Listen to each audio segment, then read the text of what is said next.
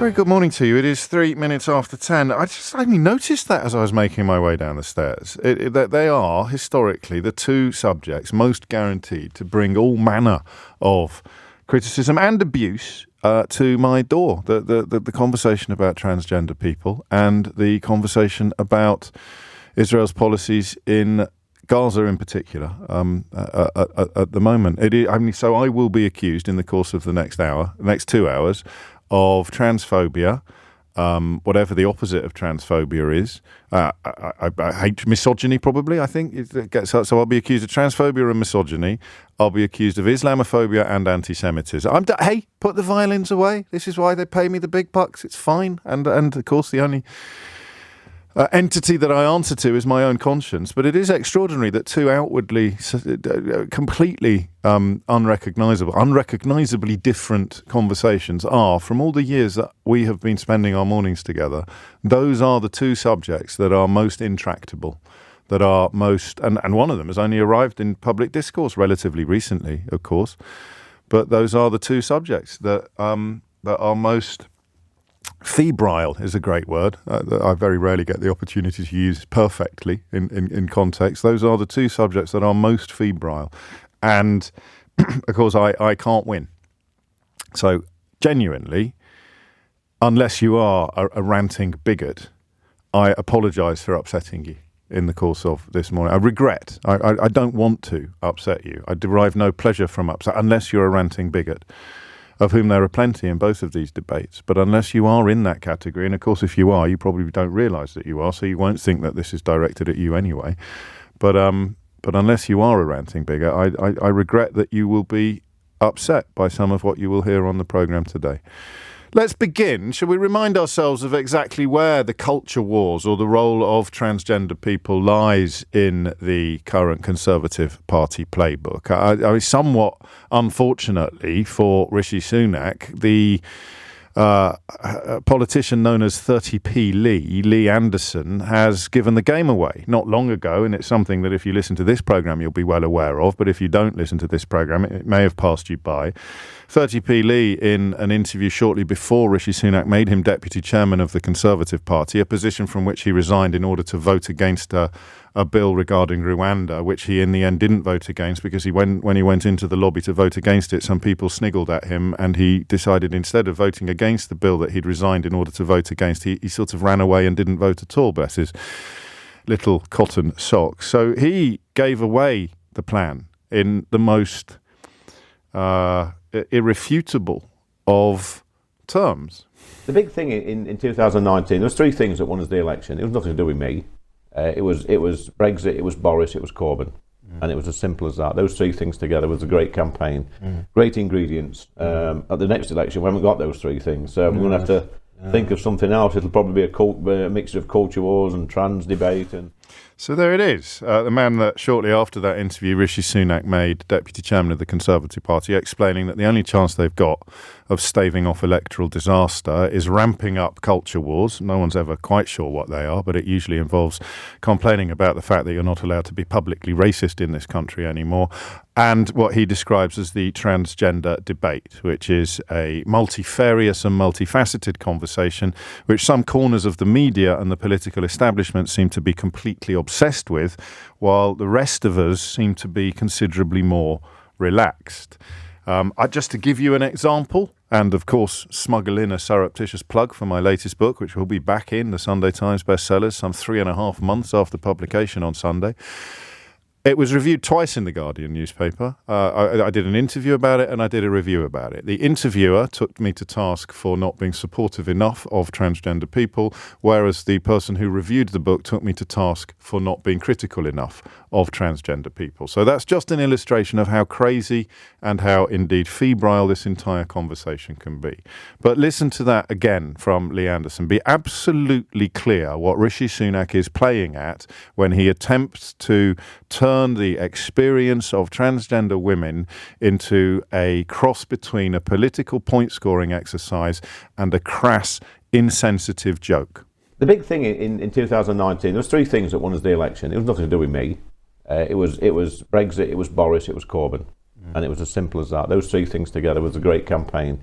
Great ingredients. At the next election, we haven't got those three things. So we're going to have to think of something else. It'll probably be a mixture of culture wars and trans debate. And so there it is. That is why Rishi Sunak has on several occasions used the opportunity of PMQs to berate Keir Starmer for being sensitive to the existence, never mind the suffering, of human beings like Brianna Ghey, a transgender girl who was murdered in part because one of her murderers had been encouraged to hate transgender people. Encouraged by whom, I wonder?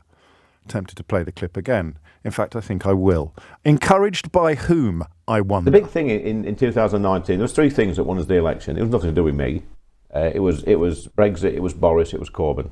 And it was as simple as that. Those three things together was a great campaign.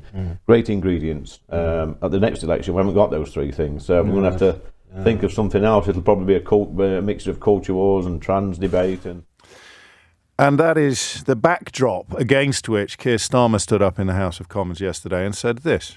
Mr. Speaker, this week the unwavering bravery of Brianna Ghey's mother, Esther, has touched us all. As a father, I can't even imagine the pain that she's going through, and I'm glad that she's with us in the gallery here today. As it turned out, she wasn't in the gallery at that precise moment. She arrived a few minutes later, but Rishi Sunak and Keir Starmer should have been under the impression that she was. Rishi Sunak has told colleagues that he didn't realise, he didn't really listen, he hadn't heard Keir Starmer say that thing, which is part of his defence for these words. But it's a bit rich, Mr. Speaker, to hear about promises from someone who's broken every single promise he was elected on. I mean, I think I counted almost 30 in the last year. Pensions, planning, peerages, public sector pay, tuition fees, childcare, second referendums, defining a woman. Although in fairness, that was only 99% of a U-turn. The list goes on, but the theme is the same, Mr. Speaker. It's empty words, broken promises, and absolutely no plan. Keir Starmer.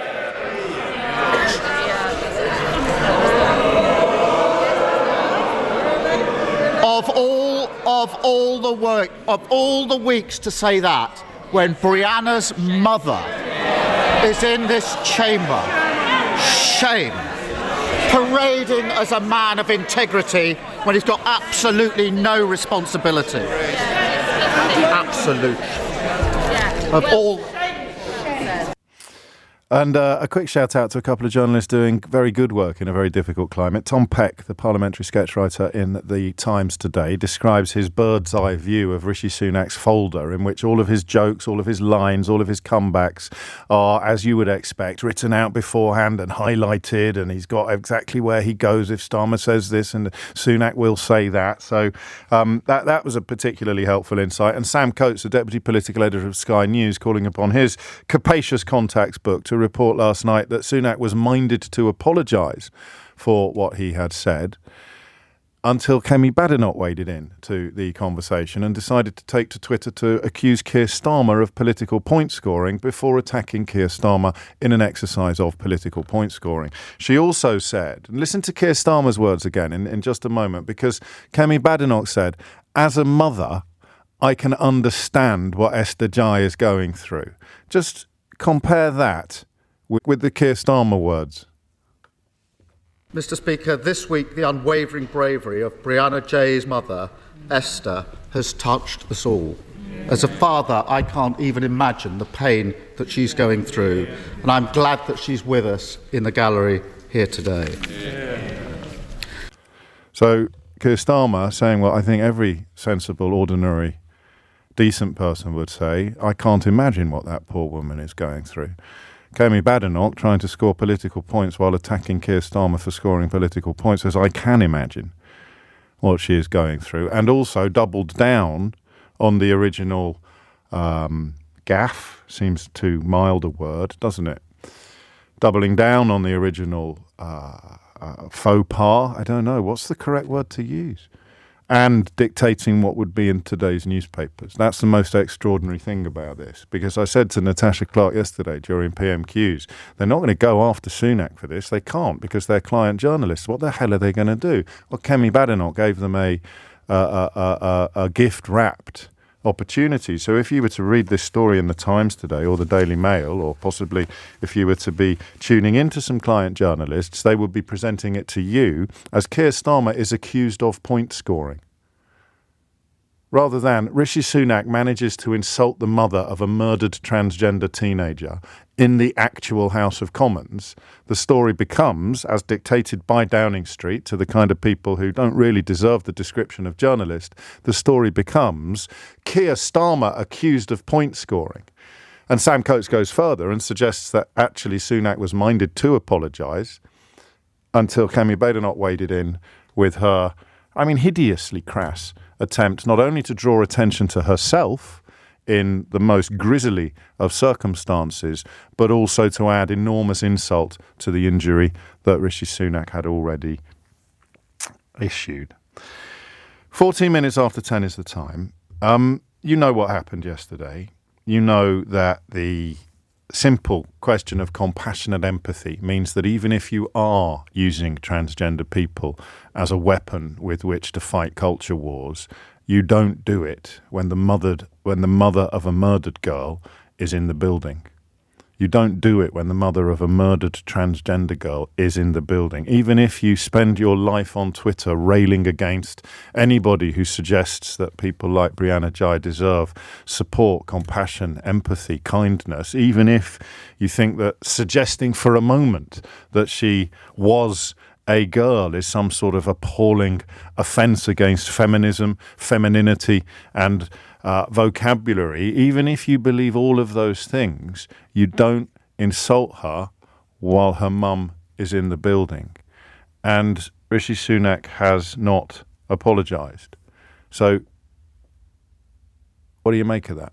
0345 6060 973. And also, given that nobody knows for sure, even Tom Peck of The Times looking over Rishi Sunak's shoulder and seeing his carefully annotated off-the-cuff responses to whatever it is that Keir Starmer was going to put in front of him. What do you make of that? What do you think happened? Didn't hear it, and therefore did the... Because if it's simply the case of us saying he shouldn't have made that joke on that day with that person present, but if she hadn't been present, it's fine. You can carry on using transgender people as a blunt instrument with which to hit your political opponents over the head. Then the only reason why we're giving Rishi Sunak a hard time today is because Brianna Ghey is dead. If she was still alive, then what he said would be absolutely fine. 30p Lee, of course, has given the game away on this. He's given the game away. It is a deliberate attempt to use transgender people, transgender children, transgender adults, transgender men, transgender women, a deliberate attempt to use them as a weapon in a culture war. And, I would love nothing more than to be able to say no one should pay any attention to what 30p Lee says or does. But shortly after that interview, Rishi Sunak promoted him to deputy chairman of the Conservative Party. So there it is. 17 minutes after 10. I like needle nudging moments. I want you to critique for me how Rishi Sunak behaved yesterday. Not just the comment, which is arguably forgivable because it's hypocritical to attack him for it simply because Esther Ghey was in the chamber, but the failure to apologise when he realised how awful he had been. It doesn't play into a conversation about what a woman is or what a woman isn't. It doesn't play into a conversation about whether transgender people deserve compassion or contempt. It simply plays into a question of what you do when you find out that the mother of a murdered transgender girl is in the building where you made a crass and vicious joke about transgender people. What do you do? 0345 6060 973. As Bridget in Maidenhead says, you shouldn't do it whether the mum is there or not. But the fact that she was there, Bridget, for good or for ill, changes the nature, changes the tone, changes the impact of the story. And before I clock off this introduction, just a quick word on all the columnists and commentators who have spent many of the last few years attacking the very existence of people like Brianna Ghey, attacking their mothers for helping them to come to terms with what they are. all of those commentators and columnists clutching their pearls, not only at the murder, but also at yesterday's intervention from Rishi Sunak. I'm afraid that crass comment from Rishi Sunak, that's on you. 10:21 is the time. You're listening to James O'Brien on LBC. And it does seem that the conversation about transgender people only ever manages to assume civilised terms when one has just died. There was another case some years ago where a transgender woman took their own life not long after Richard Littlejohn had written a horrible column in the Daily Mail attacking her and claiming that her job as a teacher had become untenable. And briefly there was if you like, a slightly more measured and civilised conversation about the attendant issues than you might otherwise find. But Rishi Sunak, well, he waded straight into it with his size 4s yesterday, didn't he? Absolutely went in with his studs up on his size 4 football boots. You can tell I was quite pleased with that joke because I just made it twice, but no doubt someone's about to accuse me of being sizist. 22 minutes after 10 is the time. Let's get this conversation started. Peter is in Seaton Sluice. Is that a real place? Yes, James, it is. Well, that sounds fantastic. Where is it, Peter? Let me guess from your accent.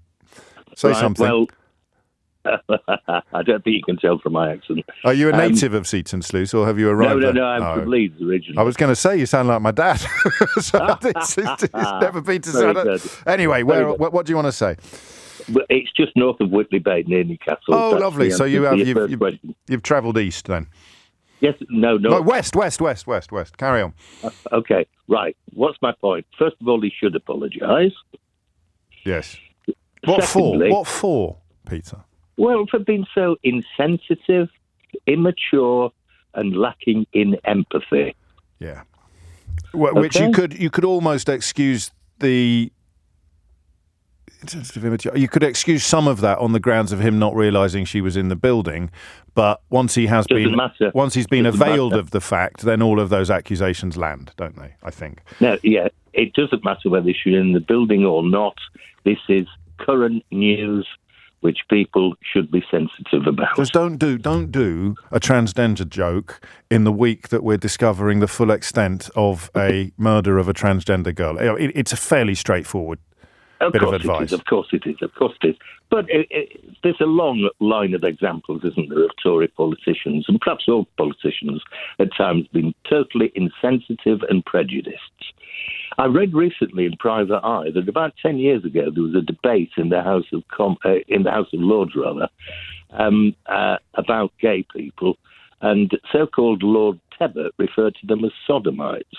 Are you sure that was 10 years ago? Sounds a little longer ago, perhaps. No, let's say in the last 20 years. Okay. Certainly in Private Eye. I certainly read it in Private Eye. Well, then it must be true. And the conversation around minorities from certain, usually, but as you point out, not always right-wing corners of the country has always been dripping in prejudice and hatred. So absolutely.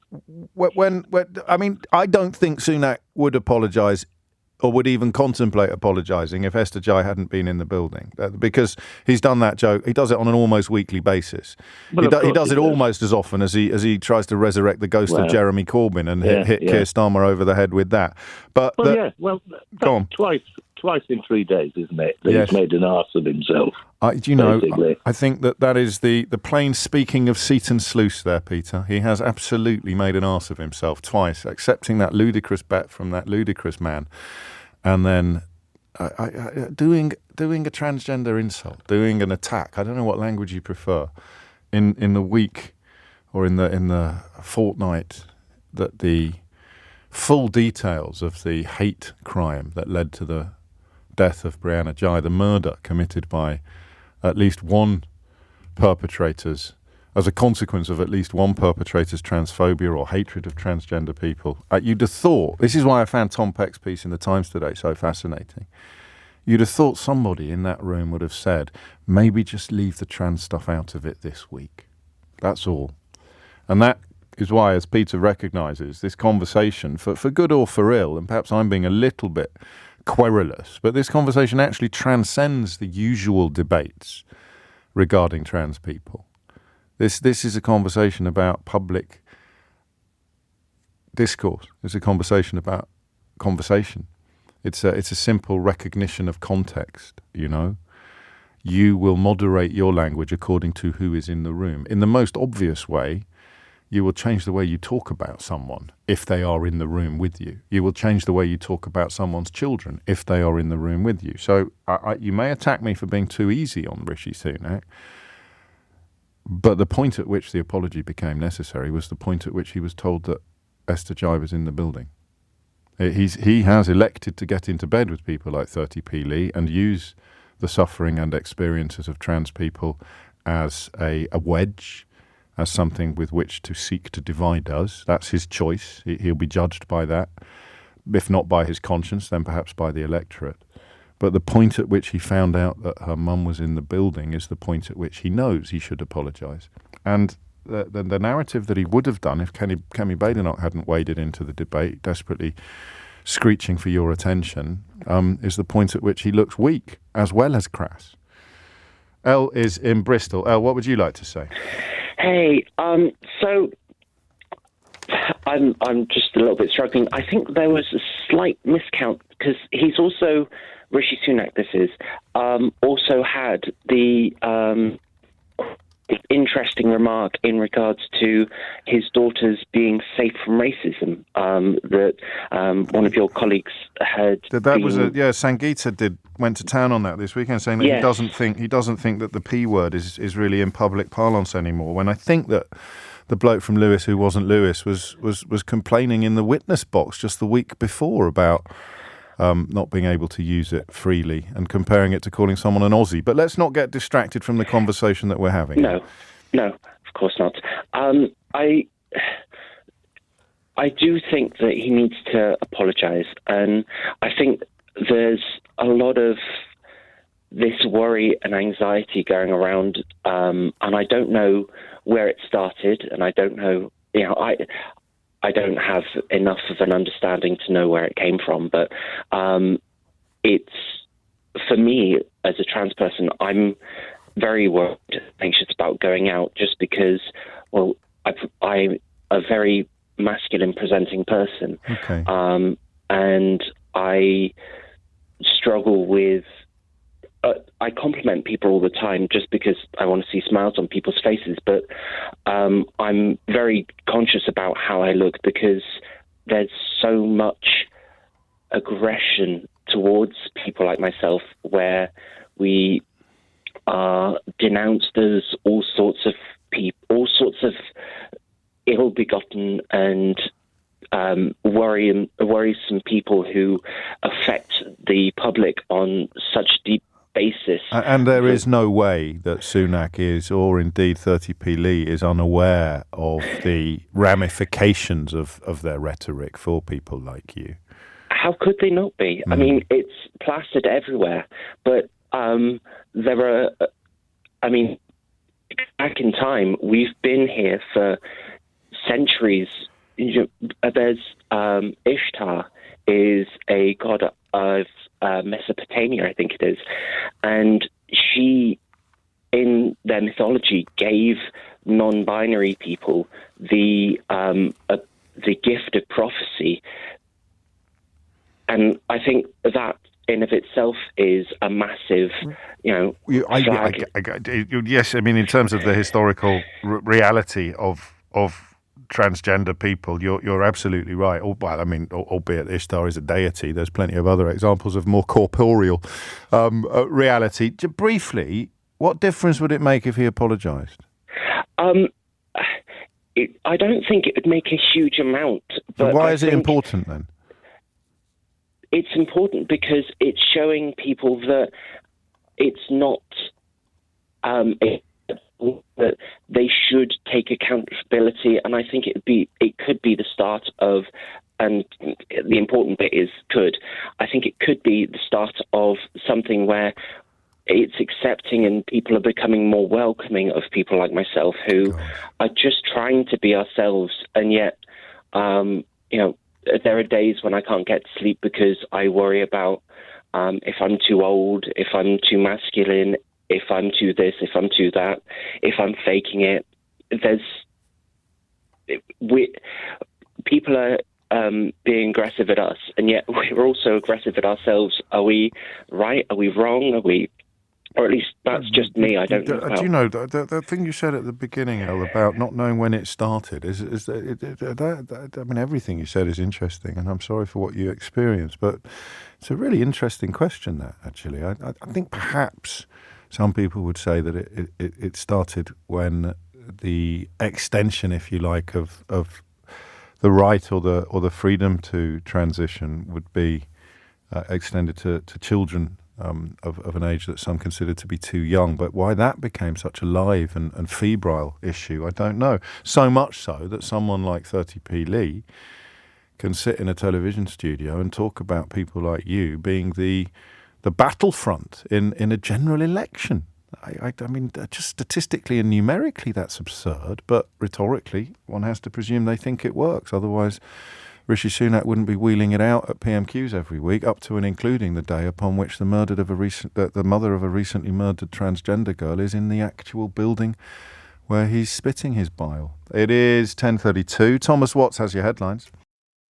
10:37 is the time. I honestly don't know how interesting you find the behind the curtain stuff. Toto the dog behind the curtain stuff. And I have to be honest that in recent years, some of the more bilious corners of Twitter, even when they concern me personally, don't reach me. I don't see them anymore. But but just to give you a quick heads up on what it's like, and to just confirm I wasn't exaggerating in any way when I described how febrile these conversations are.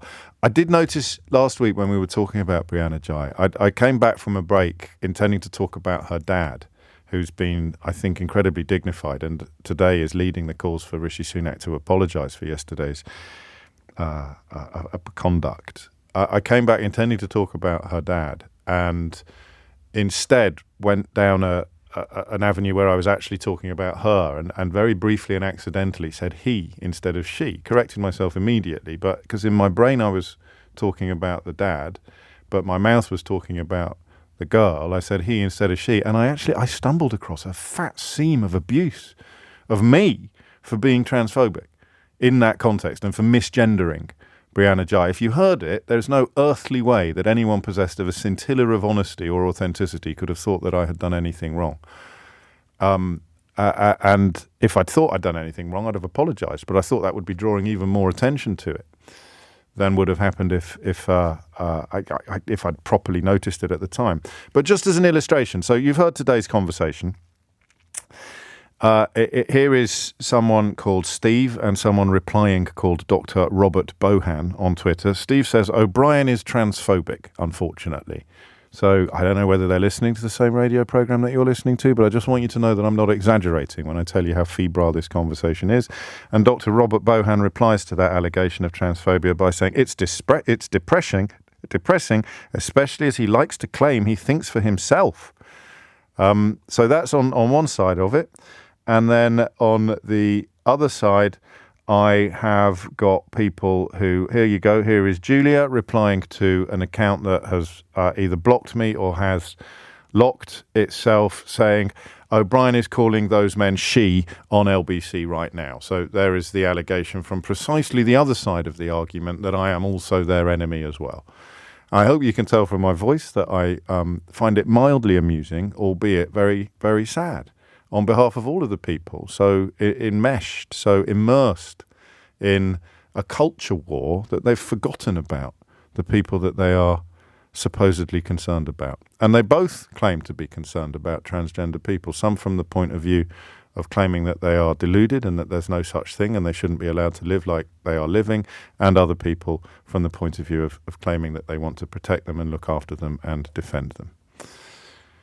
And of course, we all have to acknowledge that the last thing Esther Ghey would have wanted is this conversation to be dominating the news agenda. And I would rather not be talking about it, but it seems to me to be important for the tiny corners of the media that don't take their daily positions almost dictated from Downing Street to push back against the people who do. Although it is becoming a lonely old business. Jamie is in Basingstoke. Jamie, what would you like to say? Good morning, James. I feel like I've wanted to talk to you yourself and people on this sort of subject for a long time, but I've never been in the right place or the right sort of thoughts. But I'm a trans woman, and I came out several years ago, and the world, even back then, was, I think, in a lot better position, a lot more tolerant, a lot more accepting, and things have just sort of slowly changed. And was it slowly, or was there a sort of Gestalt switch? Was there a pivot? Can you? I mean, well, I think things got better to a point where I felt comfortable in accepting who I was and coming out and starting that transition, and then sort of shortly after that, and I can see that reflected in the way the NHS treats trans people. When I talk to people that got onto the waiting list before me, even by a year or two, they've sort of been seen a lot quicker, whereas I'm still waiting nearly 5 years down the road, and I think it was quite a quick switch, but do we know what it was? Hatred, I know this is a conversation for a different day, but you know what I'm like. Once someone puts a bone in front of me, I can't stop gnawing it. But it was when Elle said it changed. I don't know when it started. What was it, do you think? I think it's just. I mean, I'm not going to point specific people out, but there's sort of big people, big personalities that there's sort of, they follow one thing and say one thing, and they get a lot of people that jump on that bandwagon. And attention, I suppose. It gets the right, but there's a reason. Anyway, we're digressing. Let me steer you back to Rishi Sunak, if I may. Yeah, I mean, yesterday I was listening to your show as you went live to it, and listened to the whole thing. And I was more surprised that Keir Starmer actually called it out. I've got so used to hearing Sunak and other members of the Tory party sort of denigrating and marginalising people. When I heard him say, I don't even think it was a joke. I think it was just a horrible joke's not the right word, is it? It's using people like Brianna and indeed you as a weapon, turning you into a weapon. Yeah, and I'm so used to hearing it. I just sort of went, there they go again. And then when Keir stood up and said, hang on a minute, that's not right, I thought, great, somebody's finally stood up and said what should be said all the time. And I know it's for a different reason. I know it's because Brianna's mum was there.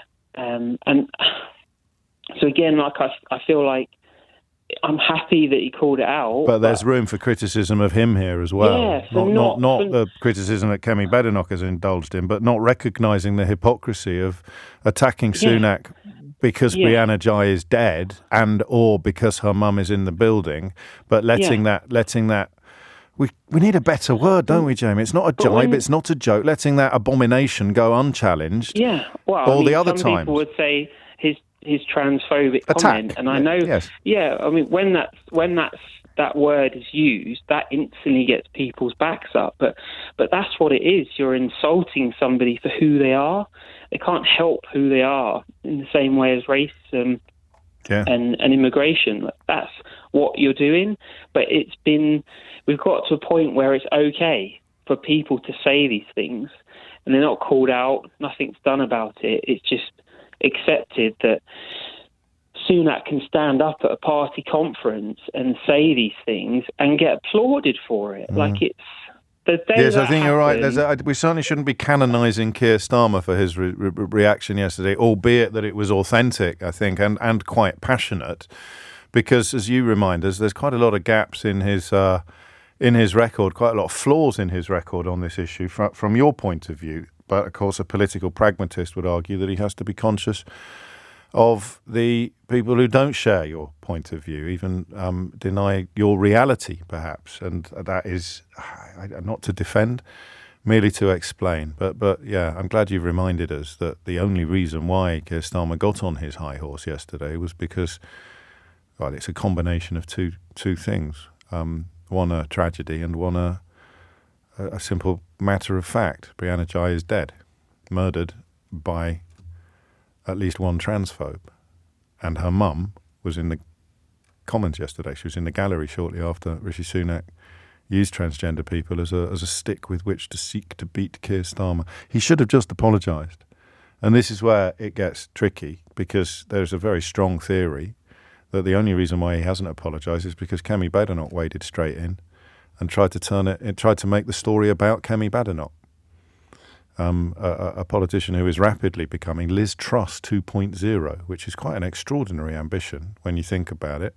But then when you think about it a little bit more and you look at the nature of British politics, the right wing of British media and indeed the Conservative Party, it begins to make a sort of sense. 10:45 is the time. 10:49, two more thoughts to throw into the conversation. If he doesn't apologise, the Prime Minister has given a licence to trans bash, as in bashes in the head until we die. I hate to put it that way, but it's true. So that perhaps is an answer to the question of why it's important he apologises, even perhaps if it is insincere. And this from Emma on the question of when it started being such a live political issue, when even a potato-brained politician like Lee Anderson could think that transgender issues would have electoral salience. Emma reminds us, I remember when Hayley and Roy had their ceremony on Corrie back in the day. They couldn't get properly married because of Hayley's legal sex. It felt like the whole country shed a sympathetic tear. Nowadays, I can imagine the Twitter hatred it would generate. They'd call Hayley Cropper a pedo. I don't know that anyone could dispute that analysis, and that was probably the first time that a transgender woman became part of the very heart of public discourse. The magnificent actress Julie Hesmondhalgh, of course. 10:50 is the time. Chantal is in Malton. Chantal, what would you like to say? Yeah, good morning, James. Look, before I get started on this, and I would like to sort of discuss, Rishi Sunak, whether he should apologise and so on in a moment. But before I do that, what I'd like to do is just to say a big thank you for your, the respect that you're showing to particularly trans women this morning, because that's where I'm doing that thing with my fingers, battleground around trans people actually is. Yeah. Not to disrespect trans men, but, trans women are more at the forefront. So thank you. And don't please just sort of shrug that off as, professional respect. It's so scant in media to get this kind of respect that, it means a lot. Okay. So let's no problem. Let's talk about Rishi Sunak. Okay, so first of all, should he apologise? Yes. However, the question that I've got is, what would that actually mean? Because there'd be two parts to it. First of all, I think he should apologise and acknowledge the fact that saying what he said at the time that he said it, with Brianna Ghey's mother, if maybe not in the chamber but in the building, was hugely crass. In fact, utterly witless. It was utterly witless. But the apology itself would be pretty meaningless, because the fact of the matter is he's shown his true colours in this area. He clearly believes that trans women, people like me and other callers, very eloquent callers that you've had on this morning, recognise that we are seen as fair game in an electoral war in which Rishi Sunak has so little up his sleeve that he's relying on bashing us in order to gain electoral votes, in the belief somehow that this is a big vote winner, when all my experience in life tells me that day to day, I'm sorry, Rishi, there's not that many people that actually give a toss. Well, do you know what depresses me? Vocal minority. You add the word "yet" to that. That's the thing about the wedge. Exactly. That's the thing about the Murdoch media. You think about the European Union, you think about homosexuality, you think about 100%. Brussels, you think about immigration, you think about refugees. It might not be a big electoral issue yet, but if 30p Lee and the rest of them get their way, it will be. That's the problem. That was absolutely my next point, which you've made extremely eloquent. No, which you've made extremely eloquently for me. At the moment, it is not. But how much longer before the cork pops off and all of this hatred and bile actually kind of spills out to being a bigger issue in the way that we're starting to see around the illegal immigrant discussion and Rwanda and all of that kind of stuff. I suppose the point that I'd really like to make is that I'm just an everyday kind of person with maybe a bit of a quirk about me. I just want to go about my life and live it, respecting other people, working hard, paying my rent, paying my local rates, doing all the stuff that everybody else does in a normal existence every single day. And every time that witless PM brings me up as a topic, off goes that cork again, and all the paedophile, groomer, sex pest, all of it comes flooding back out again. And you just get tired of it. Of course you do. Utterly witless. Well, that was a really important contribution, actually.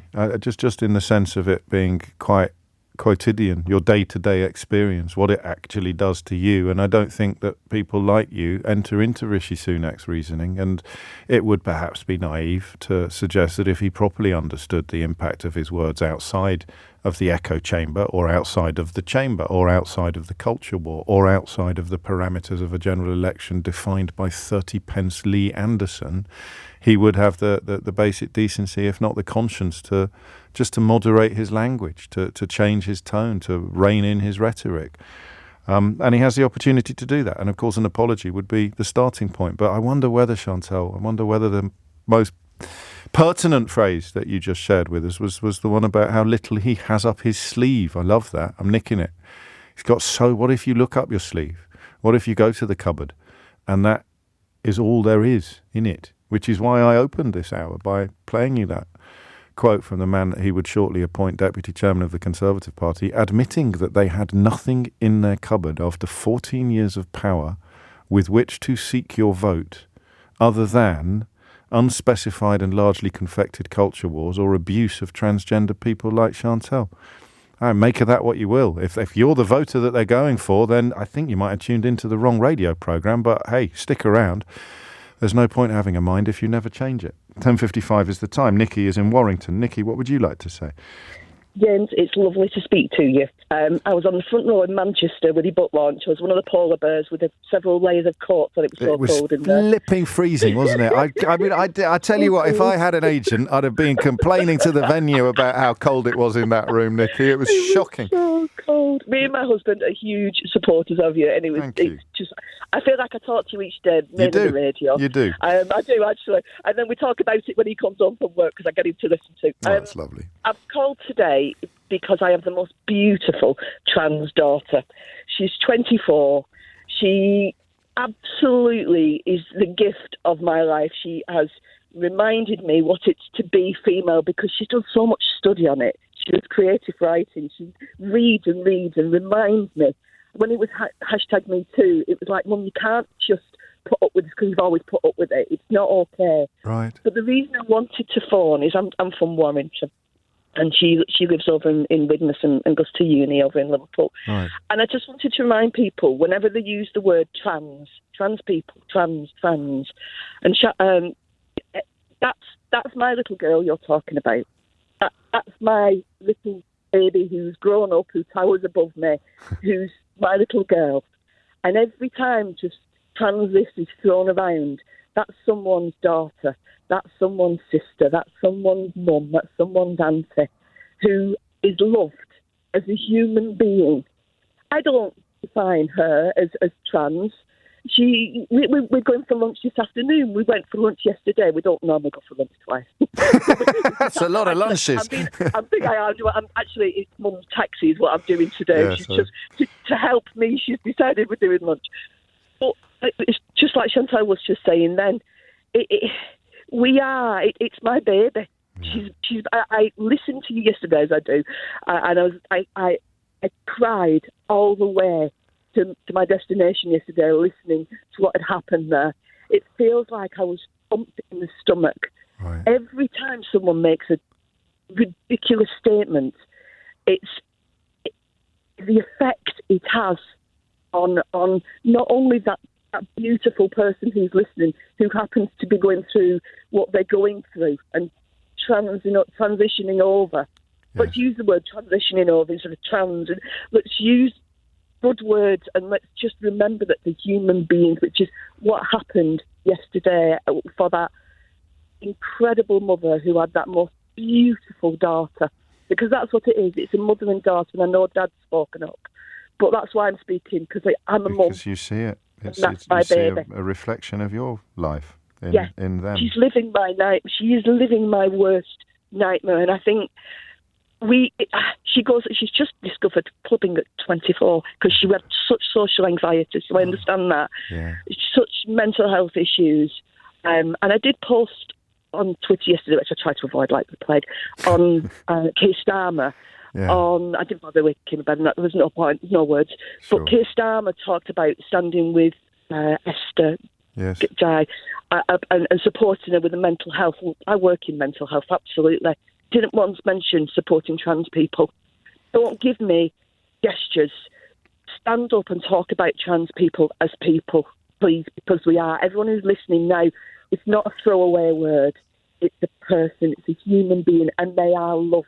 Absolutely. I can't say how much I love my daughter. I think people are pretty clear on that, actually, Nikki, thanks to the passion with which you speak. If I can end with a simple question, would it make any difference now if Rishi Sunak were to apologise? Not for voting, no, but because that ship's well said. But actually, No, just for you, for you and your daughter. No, Right. but it's a message. It's a message out there that just goes, actually, this isn't all right, because it isn't all right. It isn't all right. We wouldn't talk about other minorities like this and get away with it. So an apology would be appreciated. Would it make any difference to me? Nah, I can see him through the years. Thanks to you, because I listen to you. Well, I don't think you need any help from me. Equally, I can't read you all the messages that have come in while you've been speaking, but I'll read you one because I think you'd both appreciate it. You and your daughter. Says, I've just put my makeup on for an event, and the phone in on at Mr. James O'B's show is ruining it all by making me cry. When someone says trans, that's my little girl they're talking about. The world needs more mums like her. Oh, thank you. No, thank you for reminding us that we're talking about human beings, and it's, I think, to all of our detriment that we needed reminding at all. It's 11:01. I crikey, talk about a deep breath as we move away from one particularly fraught subject, although that was a powerful, powerful conversation, wasn't it? Thanks to the people that rang in, to one that is even more fraught and even more an issue of life and death. I have got a question about the Israel-Gaza conflict, and the question is a tough one that you haven't been asked before. As Benjamin Netanyahu makes it increasingly clear that he is to brook no compromise, to contemplate no ceasefire, to do his worst. The bombing now in the only area of Gaza to which people have been able to flee is underway. I worry deeply about what this will do for Israel's future. I'm not in any way minimising the 27,000 dead people and counting in Gaza, not for a minute. But my goodness me, what are future generations going to look back and see? Your thoughts on that after this. 5 minutes after 11, and I promise not to indulge in too much self-reflection, but honestly, if you think, and I read you examples of people listening to the same radio programme or talking about the same person and simultaneously in the same moment accusing me of both transphobia and epic misogyny. So, in for a penny, in for a pound. Let's talk about Gaza. And let's talk about it from a new perspective. I am crushingly, heartbreakingly aware of the death toll. I spoke to some students yesterday, students of journalism, who were fascinated by the question of how you cover this. And one of the things that I had the unfortunate duty of reminding them of was that the Israeli government won't let journalists like Matt Fry into Gaza. So one of the most extraordinary elements of the propaganda war is the claim that you can't trust the reports or the figures coming out of Gaza, but neither can you go there to check for yourself. So the question of why you wouldn't let Western journalists into a war zone is one that only Benjamin Netanyahu can answer, only the Israeli government can answer. The rest of us can only speculate. The bravest people in my profession are the people that run towards war, while refugees and others are running away. But they're not allowed to run into this war. In fact, I mean, arguably, some of the people that get into Gaza under the auspices of the Israeli government end up being little more than propagandists for that government, because what they should really be doing is saying, sorry, I can't possibly accept that invitation until my colleagues who are currently being prevented from reporting honestly are allowed to report honestly. And those kind of people are, of course, the ones that are often to be found whining and bleating about freedom of speech, silent upon the inability of British journalists to get into Gaza, but very, very loud upon the threats to their own freedom of speech. It's a bizarre place to have ended up, but obviously not one that you can end up in honestly. So I think that's part of the reason we don't talk about it as much as we might, because the death toll is now unconscionable. I don't have any problem with where we were at the beginning of this conversation. Morally, it was clear after October the 7th, after the disgusting atrocities of October the 7th, 1,200 people dead, hostages still being held. It was clear that Israel had to do something, and it is not the job of commentators to determine what that is, specifically or precisely. But the question that became clear within days, if not weeks, was that there is such a thing as too much death. We use the word disproportionate a lot, but it's a euphemism, really. Disproportionate. There is such a thing as too much death. And of course, it is simplistic and possibly a little unfair to ask people where they think that line is. There has now been too much death and it must stop. But you know when you've crossed it. And I've crossed it. I crossed it some time ago. There has been too much death and it must stop. The contradictory claims that we must eradicate Hamas and free the hostages have fallen apart. It's one or the other. And certainly the eradication of Hamas seems to me to be ideologically impossible. How many young Palestinian people are currently being radicalized by the killings of their family? How many? And I will take a moment again to explain why I understand implicitly, I understand in my bones why some Jewish people, whether they're in Israel or not, have to remain supportive of anything that is done in the name of self-defense. You are talking about generational persecution, the likes of which has not been visited upon any other portion of the population over the millennia that the Jewish people have endured persecution. It is not hard for me to grasp why some people think every single bullet fired and bomb dropped by Israel, every single Palestinian death is not just a price worth paying, but an actively necessary and desirable consequence of defending Israel against the existential threat that organizations like Hamas pose.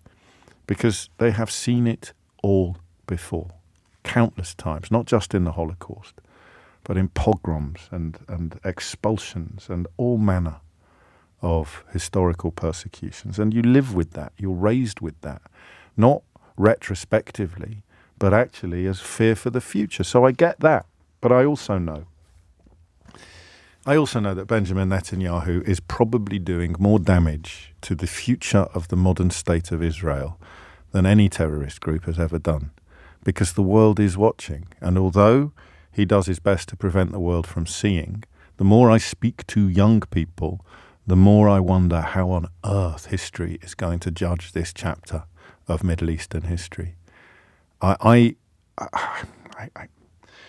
have some fairly heated arguments with people, in not now in defense of what Israel is doing, but in defense of Israel's historical commitment to defending its borders, to defending itself. I explain to people, I lean to the left on most issues, and therefore a deep suspicion or animosity towards Israel is fairly commonplace. Not to the point of anti-Semitism, as a lot of Jeremy Corbyn's followers sadly fell, but to the point of almost endorsing a notion of double standards, almost saying to people, no, you don't understand. Israel is different. Israel has to defend itself in a way that other peoples, never mind territories, have never had to.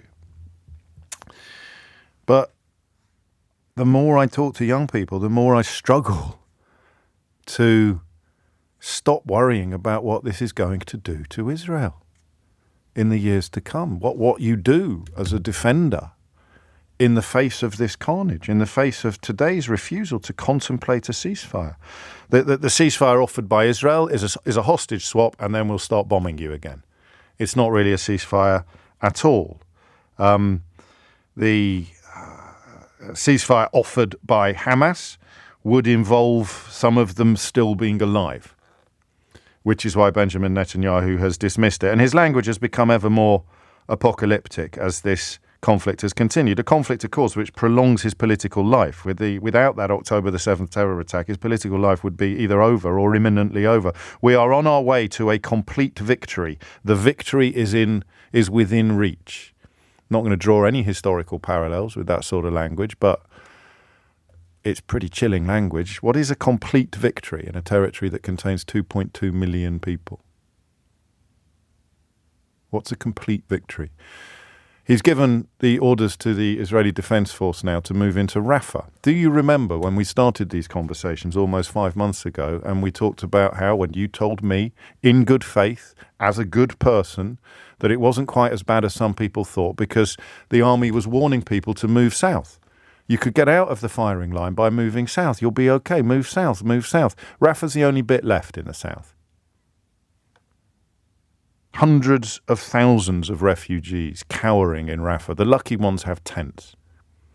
And now the IDF, now the Israeli Defense Force is moving in there. It has been widely and reliably reported that Antony Blinken, the US Secretary of State, has warned Netanyahu against sending forces into Rafah. Even the Daily Telegraph, full-throated in its support ordinarily of everything that Israel does, reports this morning that it is the last remaining pocket for the ground offensive where hundreds of refugees are cowering. And Netanyahu's response is there will not be any sector in Gaza that will not be covered by the Israeli offensive. There is, in other words, no limit upon how many civilians can and will and must die in Benjamin Netanyahu's mind in pursuit of what he ludicrously describes as a complete victory. Because this victory can never be complete unless it unfolds in a vacuum, unless it is, quotes, achieved, end quotes, without the eyes of the world upon them. 2.2 million people who cannot get out. And by all means, lay some of the blame for that upon the Egyptian government. But the Egyptian government isn't killing them, or blowing up their homes, or displacing them, or relocating them, or preventing them from getting medical help because the hospital's in pieces. And the more you talk about it, the more you understand why the Israeli government would be so desperate to keep British journalists out of Gaza. It's bad enough working with what we do know, and I fear we don't know the half of it. And I stress that this conversation is weighted towards concerns about the future of Israel, but that is not in any way to diminish, dismiss, or forget the incomparably worse current experiences of the people of Gaza. But that's how I want the conversation to unfold today. I want to know how many people share my fears that this will shred Israel's international reputation. For younger generations, and possibly older, there may well be no way back from this. You try and explain to an informed, compassionate 18-year-old why Israel is doing what it's doing, and get back to me. It was hard in October. By the end of October, it was hard to do that. By the end of November, it was very hard. By the end of December, it was getting close to impossible. At the end of January, it was impossible. You know what teenagers are like. You know what intelligent, inquisitive, curious people are like, whatever their age. Yes, but why? But why are the... But... So that's my fear. That's my fear, is that beyond and behind the unconscionable killing of countless Palestinian people, Benjamin Netanyahu is doing untold damage to the future of Israel. Tell me I'm wrong. On 0345 60 60 973 is the number you need. Or tell me I'm right and how that makes you feel. Because I mean, I talk about this off-air more than is healthy, perhaps. But you kind of have to. And I can't see any analysis other than the one that is almost unbearably pessimistic. Palestinian people are going to die, and Israeli people are going to be rendered pariahs internationally and, of course, in their own homes in other countries. And the consequence, the responsibility, lies entirely with Benjamin Netanyahu's government, a government that contains politicians who happily talk about dropping nuclear bombs on the Gaza Strip, while anybody offering up a scintilla of sympathy for the 20-odd thousand people who were already dead is harangued in some quarters for not first making it clear that they condemn Hamas. Let me just have a quick look at my inbox. Just to show you. Here you go. Your ridiculous view appears to be atrocities on 7th of October. Yes.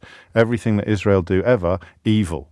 So that is someone who's listened to the same 12 minutes of radio, the same 13 minutes of radio that you've listened to. And although the responsibility for killing countless Palestinians and quite possibly rendering future generations of the future of Israel even more fraught than it would have been, lies with Benjamin Netanyahu, people like that are his foot soldiers. Attacking this commentary, this description of reality that comes from a place of deep concern for the future of Israel, something that will offend the families of Palestine. How dare you be worrying about the future of Israel while our family is, we don't know whether they're alive or dead. They're living under canvas. The one part of Gaza that hasn't yet been attacked by the IDF is about to be attacked by the IDF. And we turn on our radios in October and November and we hear people saying, oh, don't worry, they're dropping leaflets to warn us to get out of to move south. So I will accept your criticism that I shouldn't be talking about this war today from a position of worrying about Israel's future, because we should be exclusively focused upon the lives in jeopardy in Gaza. But that's the conversation I'm going to have, I'm afraid, even as people like that deliberately misconstrue and misunderstand what I'm saying. What will this war do to Israel's historical reputation? 0345 6060 973. I should also remind you, because this is going to be heavy, that it's Mystery Hour at 12 o'clock, and the light relief that Mystery Hour provides will probably be even more welcome today than it is on every other Thursday of the year. 23 minutes after 11 is the time. I don't know if I've ever told you this, but the first time I started boasting about having been at university with Martin Lewis, the money-saving expert, was when he masterminded that epic bank charge and PPI reclaim. Do you remember the template letters? I think it's probably when he became famous. 10 million free downloads of those templates and £10 billion claimed back by people like you and me. Well, he's got another mission underway, and he's going to share the details of it with us in about 20 minutes' time. So don't miss that, whatever you do. But first, what is this war, this conflict, going to do to Israel's future reputation? That's a horrible question, but I think it's an important one. Sylvia's in Harrow to answer it. Sylvie, what would you like to say? Oh, James, it's a total and utter nightmare. Yes. On both sides. Every evening I sit down to listen to the news, and I become more and more dismayed and depressed over the whole thing from the very beginning, which was so horrific.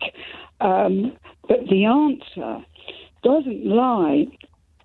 What the answer is basically is that there needs to be some sort of peace process. You've got to start somewhere, and all right, if you don't want a ceasefire, a pause in the fighting so that you can get the humanitarian aid through to the Palestinian people.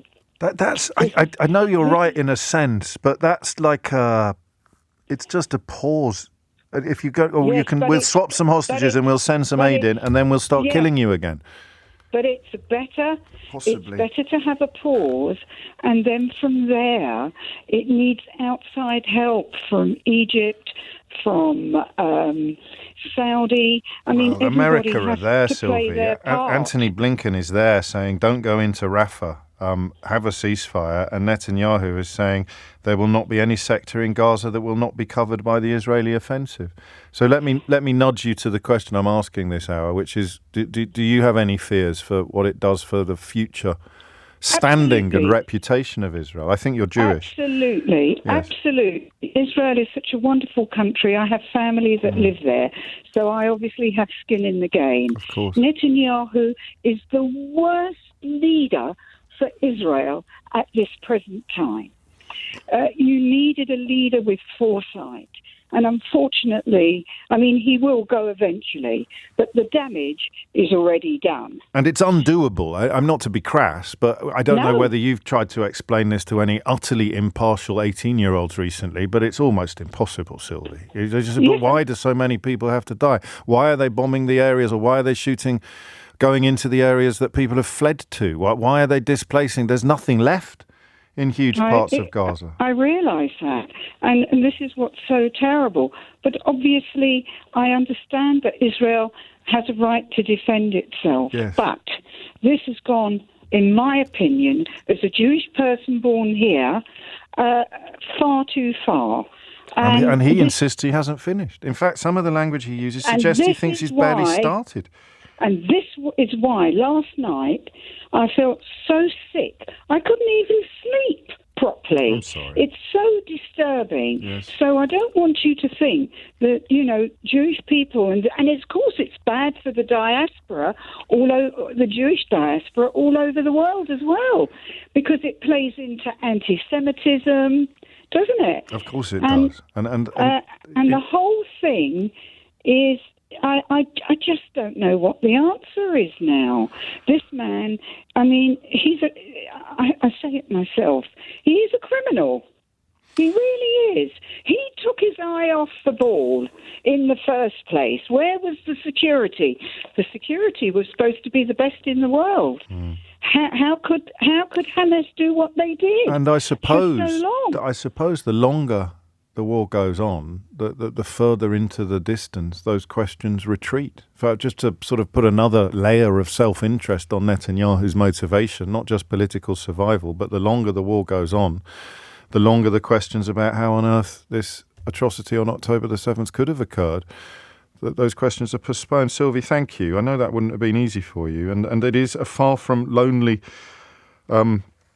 position that you extol, although it's one that's not often properly reflected in a lot of the coverage in this country. There is one of the former captives who was released in a deal last year said yesterday, "My friends are still there in Gaza. Some of them haven't survived. I turn to you, Mr. Netanyahu. It's in your hands. I fear that if you continue with the attempt to, quotes, dismantle Hamas, end quotes, there won't be any hostages left to save." So again, because I want you to know what this conversation is like from where I sit, I'll read you another text, another very unkind text. "Your view on Netanyahu is lazy. If he wasn't in power, the stated aims of the war would not be different, as they are necessary. Your focus on Netanyahu being the sole cause of this situation is a thinly veiled projection of age-old blood libel against Jewish people." So I appreciate you didn't sign your message, but you're accusing Sylvie of blood libel now, even as she worries about her relatives living in Israel. You're accusing Adina Mosh of blood libel, even as she talks about her friends who have been killed in Gaza by Hamas, even as she reflects upon her release as a hostage and calls upon Benjamin Netanyahu to change course, to change tactics. So this is kind of what I mean by the point of no return, the point at which Netanyahu has betrayed you. And you've reached that point when you find yourself accusing a released hostage of a blood libel because you're so cross about a radio presenter in London describing the reality of what is happening on the ground. And your conscience is going, I'm still cheering for this. So you have to lash out. And that's fine. Lash out at me, but you can't accuse me of projecting an age-old blood libel against Jewish people without also accusing Sylvie and Adina Moshe, the released hostage. It's 11:30. Thomas Watts has your headlines. 11:34 is the time. Mystery Hour, of course, on the way at 12. Martin Lewis joining us in about 12 to 13 minutes' time with, you will remember his enormous success in helping people get back money from bank charges and PPI. Do you remember every advert on LBC at one point? Do you remember? Have you been missold, people? That was all down to Martin, I think. He's got another potential bonanza for ordinary people in his sights now, and he'll be sharing the details of that with us shortly. But back to this horrible question about when it is finally over, as it surely must be, although God only knows what it will be, what it will be when it's over, how many Palestinian people will be dead, how much of Gaza will be razed to the ground, but it will end. And although we can only imagine what Gaza will look like physically, what will Israel look like reputationally, morally, internationally? I've got a horrible feeling it will be bad. Louise is in Oxford. Louise, what would you like to say? Hi, good morning, James. Oh, so good, damn it. We'll have a go, but if he becomes too intrusive, we may have to move on. Okay. Carry on. Thanks for taking my call. You're very welcome. I'm sorry because I'm quite emotional about this, so if I become too unclear, essentially I agree with you. And I am concerned about the future of Israel as well as the future of the Palestinian people. Yes. I suppose what the future looks like a serious de-radicalization program for Israel. We often talk about the importance of de-radicalization of terrorist factions like Hamas.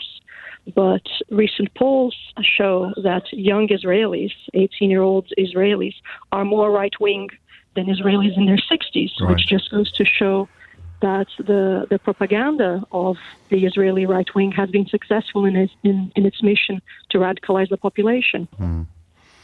I suppose you put me in a slightly difficult position. You couldn't argue that they've lived with more of a threat to their safety and security than the older generations did, could you? That wouldn't quite work.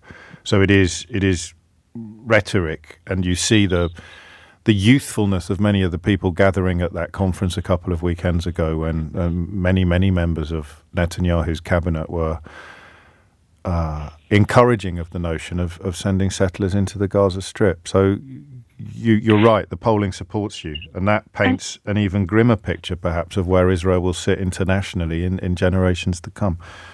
I would like to put something in perspective, if I may. Yes. I was a school teacher, but I'm a historian by background, and sometimes in the summer I teach them history or policy courses. And I often have teenagers, like you were saying earlier, how do these intelligent people, they say why, they say how come. Exactly. And this just goes to show that human beings are capable of this behavior, of this destruction, any kind of human being. Of course, I'm sympathetic to the Jewish reality, which you so often put is one historically tainted by pain and persecution. But there is no brand of people that is more capable or less capable than this, meaning the moment our eyes are off the ball, this is on us. You say, how can this happen? Weren't the German people aware of what was happening? Yes, to many extents, the record is there to show they were quite aware, maybe not of the entire perfect extent, even as we are not, of what goes on in IDF conversations behind closed doors. Can we say we know everything? Of course not. But human beings do this to other human beings. And this Israeli right-wing, extreme right-wing, is a new phenomenon. It's not a historic, dare I say it's a fascistic line of Israel is new, and the polling is there to support that it has not always been like this. And worse, James, it puts Israeli lives at risk. They have to answer for making their country more dangerous for their own citizens. Well, that is the crux of it, actually, I think, and that is the reason why this conversation is quite important, because you can talk about the necessity of eradicating Hamas, although many people in Israel and beyond are now questioning or critiquing that the authenticity of that ambition, certainly when seen alongside the claim that you want all of the hostages to be released. But what we talk a lot about what Gaza will look like when this is finally over, but we should also talk, as Louise has just done, about what Israel will look like, not physically, not architecturally, not even in terms of death tolls, but just in terms of where it will sit internationally. Thank you, Louise. I'd quote Gershom Baskin as well, who was one of the negotiators who helped secure the release of a soldier called Gilad Shalit in 2011. He was being held by Hamas as well.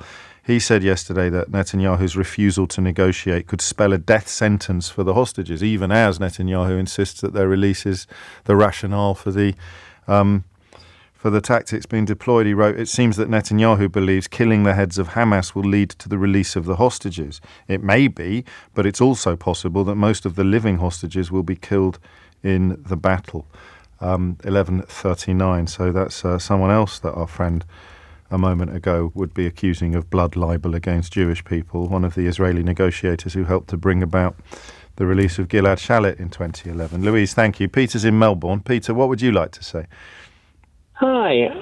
Well, I'm going to take a contrary point of view to you in that the ICJ in its advisory opinion on the security fence stated that Israel does not have the right of self-defence against the people and territory that it occupies.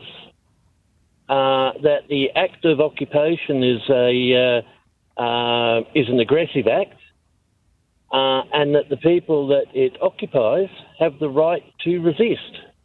I don't know that that's quite right, or at least quite as black and white as you describe it. But it's not, I mean, either way, it's not that pertinent to the question of where Israel is going to be in the eyes of the world, in the eyes of the currently sympathetic corners of the world when this is over. Well, I'd say that Israel's reputation, when during the Second World War, if the French resistance took some action against the German forces, the Germans would go into a village, pick out a couple of hundred people, line them up against a wall and shoot them. Israel drops a 2,000-pound bomb on a neighbourhood in Gaza. The only difference, in my point of view, is the method of execution. Well, one is discriminate, I suppose, and one is indiscriminate. But yeah, I mean, I take your point. The intention is to kill innocent civilians. So I think, as I said to your producer, Israel's reputation at the moment is circling around the toilet bowl.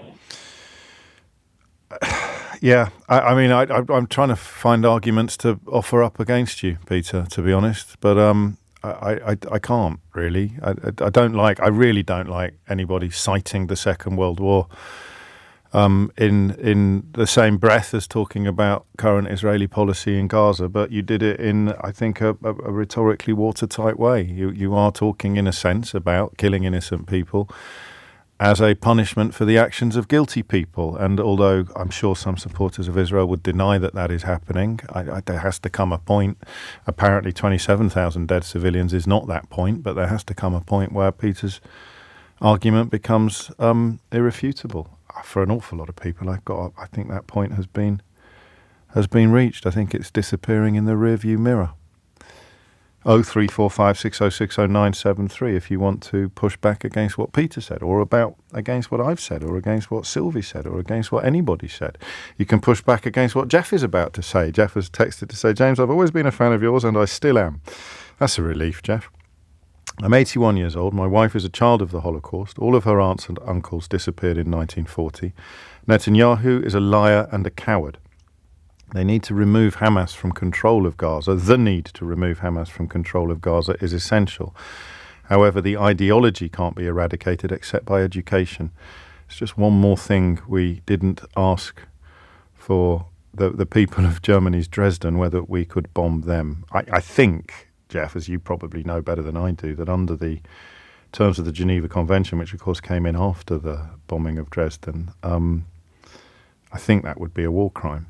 But it makes it all the more pertinent, not less. Jim's in Colchester. Jim, what would you like to say? Hi, James. Sorry, I'll have to be slow with my words. I'm a bit under the weather. Okay. I just wanted to bring up, not only would this sort of destroy Israel's reputation, not that it has an amazing one, but also the West's reputation. I think we're already sort of post-Iraq war very diplomatically and morally scarred. It is. It's a terrible phone line. I'll give you an opportunity to improve it while I précis what I think you're saying. And that idea is that Netanyahu essentially has poisoned all of the people that offered him support in the early days by going so much further than anybody is prepared to countenance, although there's nothing now they can do to stop him. This paragraph in the Telegraph today, I think, speaks to what you're saying. Mr. Blinken and the US have been pushing for a ceasefire, and reports suggest he warned Mr. Netanyahu against sending forces into Rafah, the last remaining pocket for the ground offensive where hundreds of thousands of refugees are cowering. And Netanyahu's response is to say there will not be any sector in Gaza that will not be covered by the Israeli offensive. I don't know whether it's a proverb or a figure of speech, Jim, but that idea of not being able to control what you have unleashed is perhaps the lesson that Joe Biden and Antony Blinken and Rishi Sunak and even to a point Keir Starmer are learning. I think that's what you're saying. Yeah, sort of along those lines. But I also wanted to bring up sort of what happened in Ukraine. I don't know if Putin personally brought it up, but many of his supporters and his ministers did.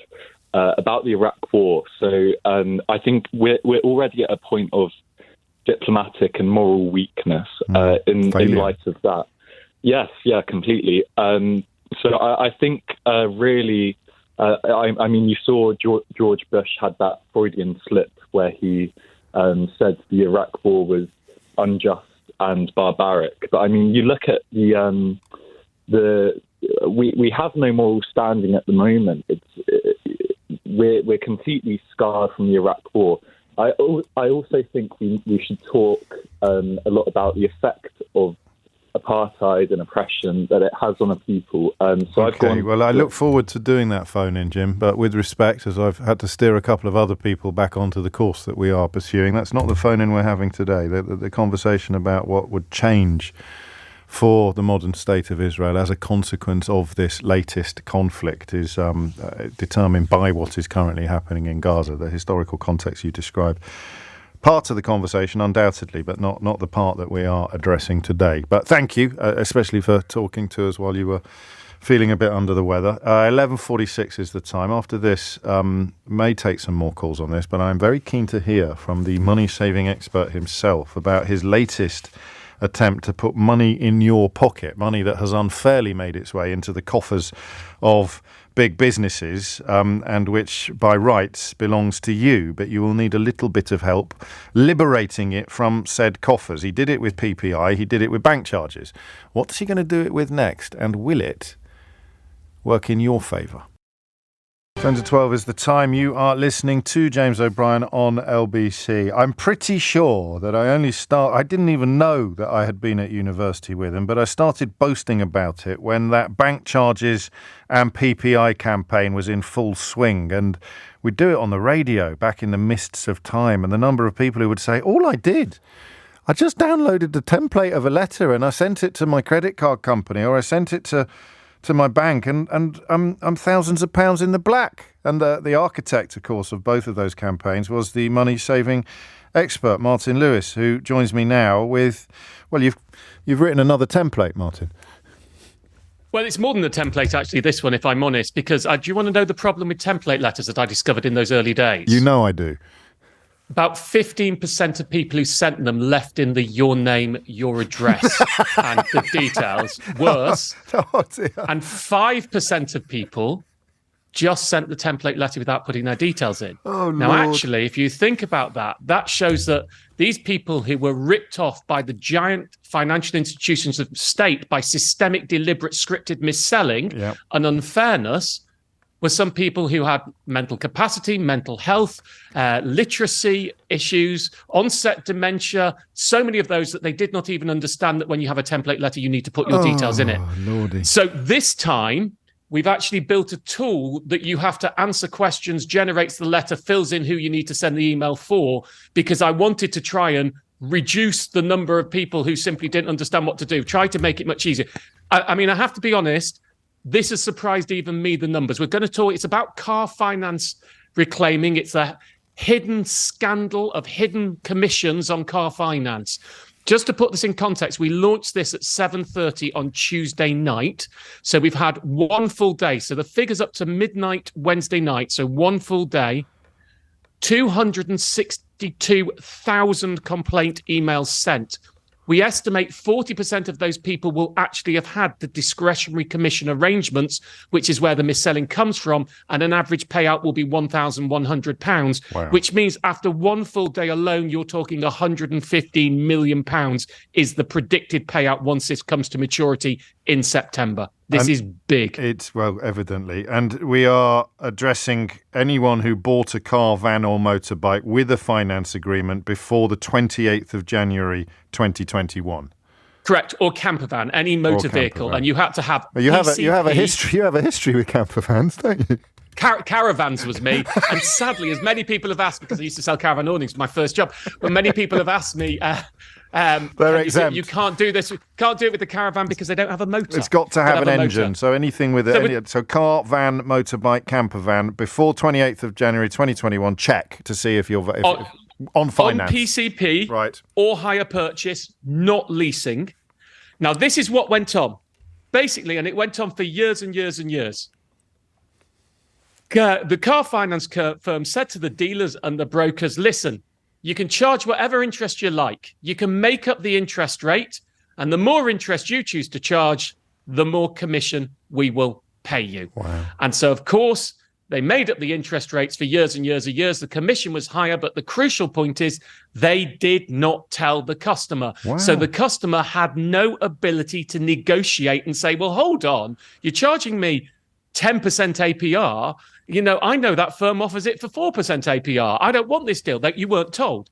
So that's what it is. Now, as I say, on car finance deals before that crucial date when the discretionary commission arrangements were banned, which is the 28th of January 2021, about 40% of them had this DCAs. We're talking all the big companies, you know, Black Horse, Barclays, Mercedes Finance, BMW Finance, whether it's with the finance house or whether it's with the car dealership's own finance company, all of them count. The most important thing to understand here is if you had one of these agreements, you have no way of knowing if it had a discretionary commission arrangement because the whole point of the mis-selling is you weren't told and it wasn't broken out.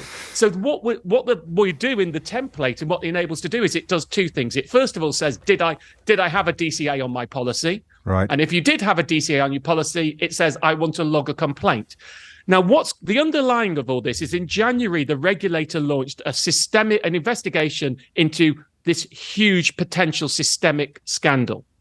When the regulator does that, a big public investigation, when you read between the lines, that means it's probably pretty close to having made up its mind because it just doesn't do. I mean, it's taken 3 years to get to this point since it banned it. What it's doing now is it now has investigatory powers to go into some of the big firms to say exactly what they were doing. It plans to report in September. But frankly, I suspect most of the investigation now is judicial review proofing what it decides to do. When it comes out in September, we don't know whether it will rule, and what I would like to see it do is it rule that anybody who had these discretionary commission arrangements is given their money back without them having to apply for it. That would be unprecedented. We've only seen it happen twice before. They were both voluntary arrangements with individual companies. Right. More likely is we'll have a PPI. Complain, get your money back under certain rules, under a deadline. So why am I telling people to get the complaint in now? Simple. We don't know the time limits. Okay. We don't know if there'll be a backstop that you can only complain to certain. So what if you get your complaint in now, having logged your complaint, it's very simple to do. If I had one of these, I want to put in a complaint, then if there are any backstops on the timing, you've got your complaint in as soon as possible. So sooner is safer. That's the reason for doing it now, not waiting till we know the announcement in September. Nothing will happen until December, but the sooner you get this in. Everyone asks me how far back you can go. We don't know yet. I could give you lots of highfalutin, but there's a chance if you had a policy after the 6th of April 2007, you may be eligible. Gosh. Older ones, you're going to have your own paperwork. Newer ones, the finance firm should find the paperwork for you. This is all covered in my guide. But we just need to get the word out. Just to put this in scales of magnitude, James, back of the envelope, 13 billion. Good Lord. 13 billion.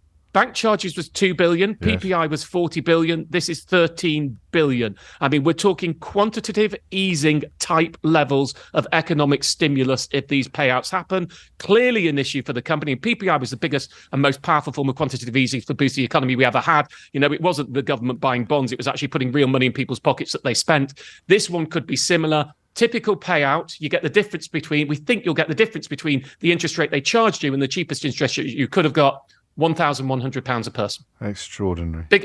So that's where we are now. And this is just the beginning. Extraordinary. So briefly, just because of the news, not for any other reason, I could listen to you all day. I go to moneysavingexpert.com/car finance. What do I do? What happens? You read the guide, because it's important you understand this in more detail than I've said now. There is a tool on there where you give as much detail as you can. Just as a note, we don't save your details. This isn't data mining. We only use the details for doing the letter. You give as much detail as you can. If you've got the policy number, great. If not, then you've got your old addresses, and hopefully you've got the registration number. If you don't know who the firm is, there's tips on how to find out who the firm was. You fill it in. It generates an email for you, including filling in who you send it to. You then read it, because it's your letter, not my letter. And I'll be honest, legally, it's your responsibility, not mine. But I drafted the letter personally and then got some legal advice and then fed it through various companies and all that type of stuff. And then you press send, you get the letter in. It's brand new. It's uncharted territory. We don't yet know how the firms are responding, because we only launched this at 7:30 on Tuesday night. But we'll be following it up. We'll be absolutely managing this, and there's ways to keep in touch there. I mean, people are telling me it's a piece of pie. Yes, thank you. Good. A piece of pie. Thank you. That was just a little moment. Nice, tasty, steaming pie. A little flutter. Cherry there. chocolate pie. Thank you very much, Martin Lewis. And good luck with it. We'll keep an eye. Well, you'll keep us posted on developments, but you could, as you say, I'd never thought of that quantitative easing point before. You're right, because it is putting money into people's pockets that they can then go out and spend on other things. Honestly, one of the things that got George Osborne through those austerity years was PPI payouts, and people didn't give it enough credit. Well, that's what kept the economy going. Well, there you go. I told you he was good, as if you needed me to. Martin Lewis, Money Saving Expert, thank you. That address, moneysavingexpert.com/car finance. Get yourself over there, because he ain't been wrong yet, has he? Mystery Hour next, and I thought I'll introduce a new tradition. I shall share. I do a little mystery at 11:59, just before we go to the 12 o'clock news, after which Mystery Hour proper gets underway. So are you ready for a mystery? Would you like a little mystery, a little game, a little multiple choice game? It's reported today that a commonly available medication could have an unexpectedly beneficial effect upon dementia. In other words, taking this medication could reduce your exposure to potential dementia later in life. Is that medication A, aspirin, B, Viagra, or C, evening primrose oil? This is LBC from Global, leading Britain's conversation. Mystery Hour with James O'Brien. 3 minutes after 12 is the time. Nick's been in touch. He says, I think I heard about this recently, James. I'm fairly sure the answer is Viagra, but I know I'd find it very hard to take that every day. Thank you, Nick. Tish, you're right. The answer is that Viagra reportedly may help stave off Alzheimer's by a factor of about 18%. And there's an awful lot of self-appointed comedians out there today. I can tell you Keith beat you to this gag by nanoseconds, but Ian in Bournemouth says, that's a hard one, James. Good. I don't know what the answer is. My personal favourite is good luck running a double-blind test on that one, says David in London. So that wasn't the placebo then.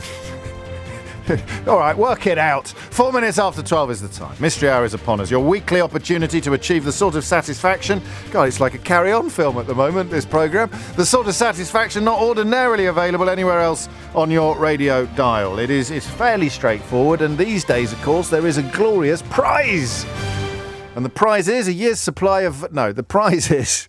brand spanking new Mystery Hour board game. There's a booster pack coming later in the year. Loads of people who asked me. And actually, I was reminded last weekend, at my gig in Wolverhampton, that you can play the game without the board. You can play the game just with the cards. Quite a lot of people do that, because the cards have got the game. Well, anyway, that's a fairly straightforward explanation. You don't actually need to use the board to keep the score. You can just tally up the cards like you would in a game of cheat or something like that, or a game of Uno, actually. Anyway. If you make my favourite contribution of the day, you will win a Mystery Hour board game. The full terms and conditions for that are at lbc.co.uk. And if you want to find out more about the Mystery Hour board game, go to mysteryhour.co.uk. The way it works is this. If you're new to this, you're in for a bit of a treat. It may sound a little ordinary, but I told you, didn't I? I was speaking to students yesterday from the Global Academy, which is one of the fantastic initiatives run by the people that also run this radio station. Something very, almost feel like a vampire in a room full of enthusiastic and inquisitive young children. It's like you're sort of feeding on their energy. Really impressive young people, and their teacher Catherine was superb as well. But one of them was a big fan of Mystery Hour, and it occurred to me after the session that he may not have been born when we did the first Mystery Hour.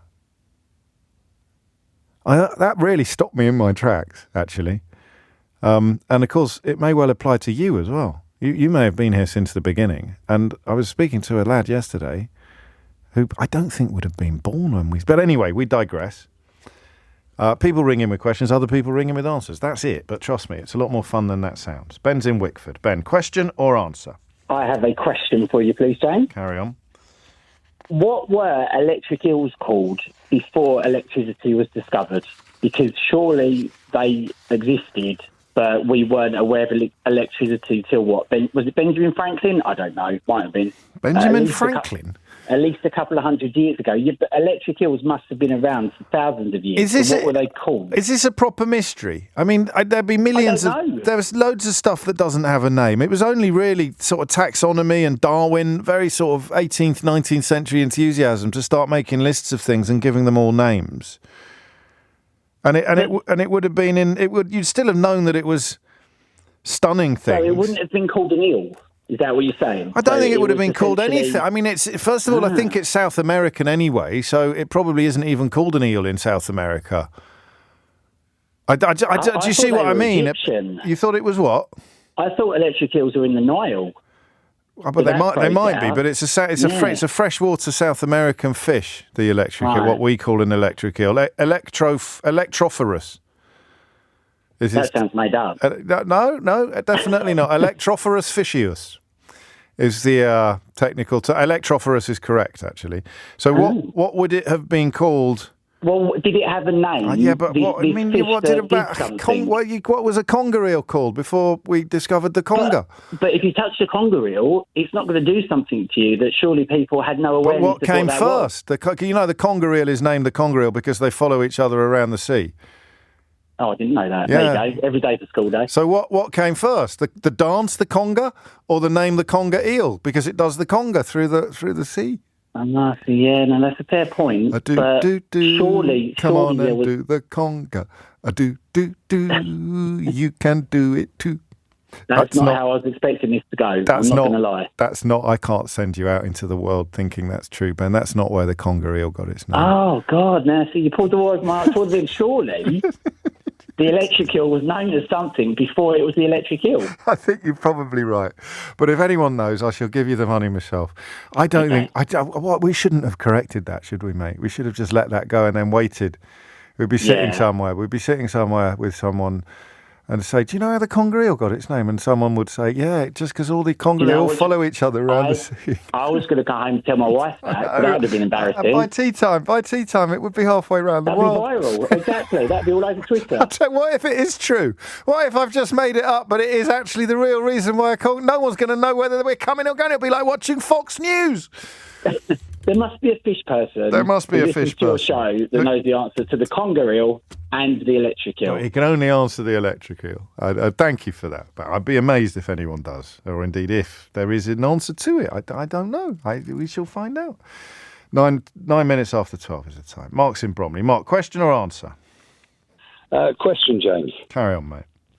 Okay. I've reached an age now where a lot of my friends are having various bits of ironmongery added to their bodies, such as hip replacements and gold teeth and things like that. What I want to know is, when they sadly pass on and they're cremated, what happens to those various bits of metal that will undoubtedly be left in the crematorium? It's a bit morbid, isn't it?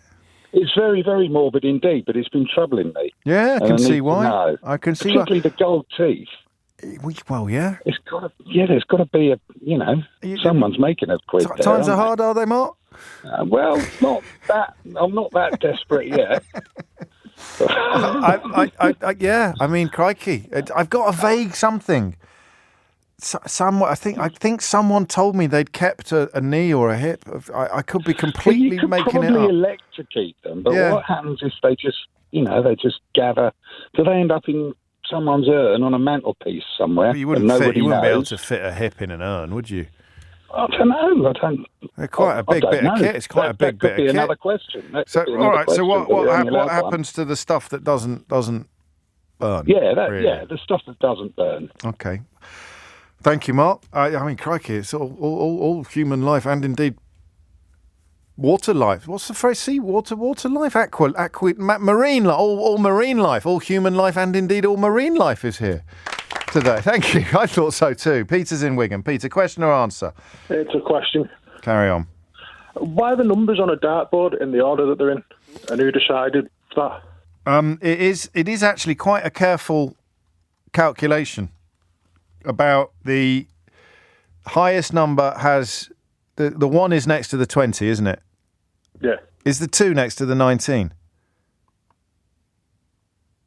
I don't think it is. What's it next to? I think it's closer to the 3. The 19's next to the 3. The 2 is next to the 17. I'm not going to get this right, I don't think, but it is to make it. The higher the one you're going for, the less. If you miss by a bit, the lower the score will be. Do you see what I mean? So if you're going for 18, it's going to be 1 and 4, isn't it, on either side? So by the time you get down to something like 14, there's not any really low numbers left. So 14 sits between 9 and 11 and 8 or 11 and 9. I can't quite see the board in my mind's eye. So that's the answer, broadly speaking, but that's not the mathematical equation you're looking for, is it? No. All right, mate. You could have said yes. Yeah. So 17 and 19 for the 3. That kind of proves my point. The 3, so you miss the 3. If you're aiming for the 3, you're going to hit a big one. And if you're aiming for a big one, you're going to hit a small one. But I don't know how they finally calculated. I shall find out for you, Peter. Okay. It might be in the board game, that one. I'm sure it's come up before. But if I can't remember the answer, then it never happened. 12:12 is the time. Simon's in Southampton. Simon, question or answer? Question, please. Carry on. If the source of a river is a trickle, like a spring, and the mouth of the river where it joins the sea is like massive, where does all the water come from? Because because a trickle is not providing that volume of water, is it? Well, it depends. If it never ends. True, but it's always running, isn't it? Never-ending trickle. But it's always running, isn't it? Yeah, but the trickle creates a channel through erosion. Yep. So you need more water to fill it. So where's the water coming from? The sky, mate, the sky. Well, you could be right. I am right, because water will always find its way to the lowest point, won't it? It will always cut, and it will cut a channel there, and into that lowest point, all the rainwater will, where once it may have just sort of absorbed blanket-like into the earth, now it's concentrated into a channel, and then it starts expanding again, and the river gets bigger and bigger. Yeah, but you only notice that when it's like a massive storm. But where else would the water come from? If I'm wrong, where else would the water come from? To which you think of a hose pipe. I am. James. I often think am. Of a hose pipe. I am. Right. If you start running a hose pipe at the top of a hill, when that water gets to the bottom of the hill, providing you run the hose constantly, you're going to have exactly the same volume of water at the bottom as you do at the top. Yeah. Right. So at some point there has to be other sources or other. Well, there is the bloody sky. All the rain, all the water, all the water in that area. All the other rivers, they're all heading down to the bottomest river. Okay. The lowest water course will be the biggest. Think of all the tributaries of the Thames, the Brent, and all the other ones.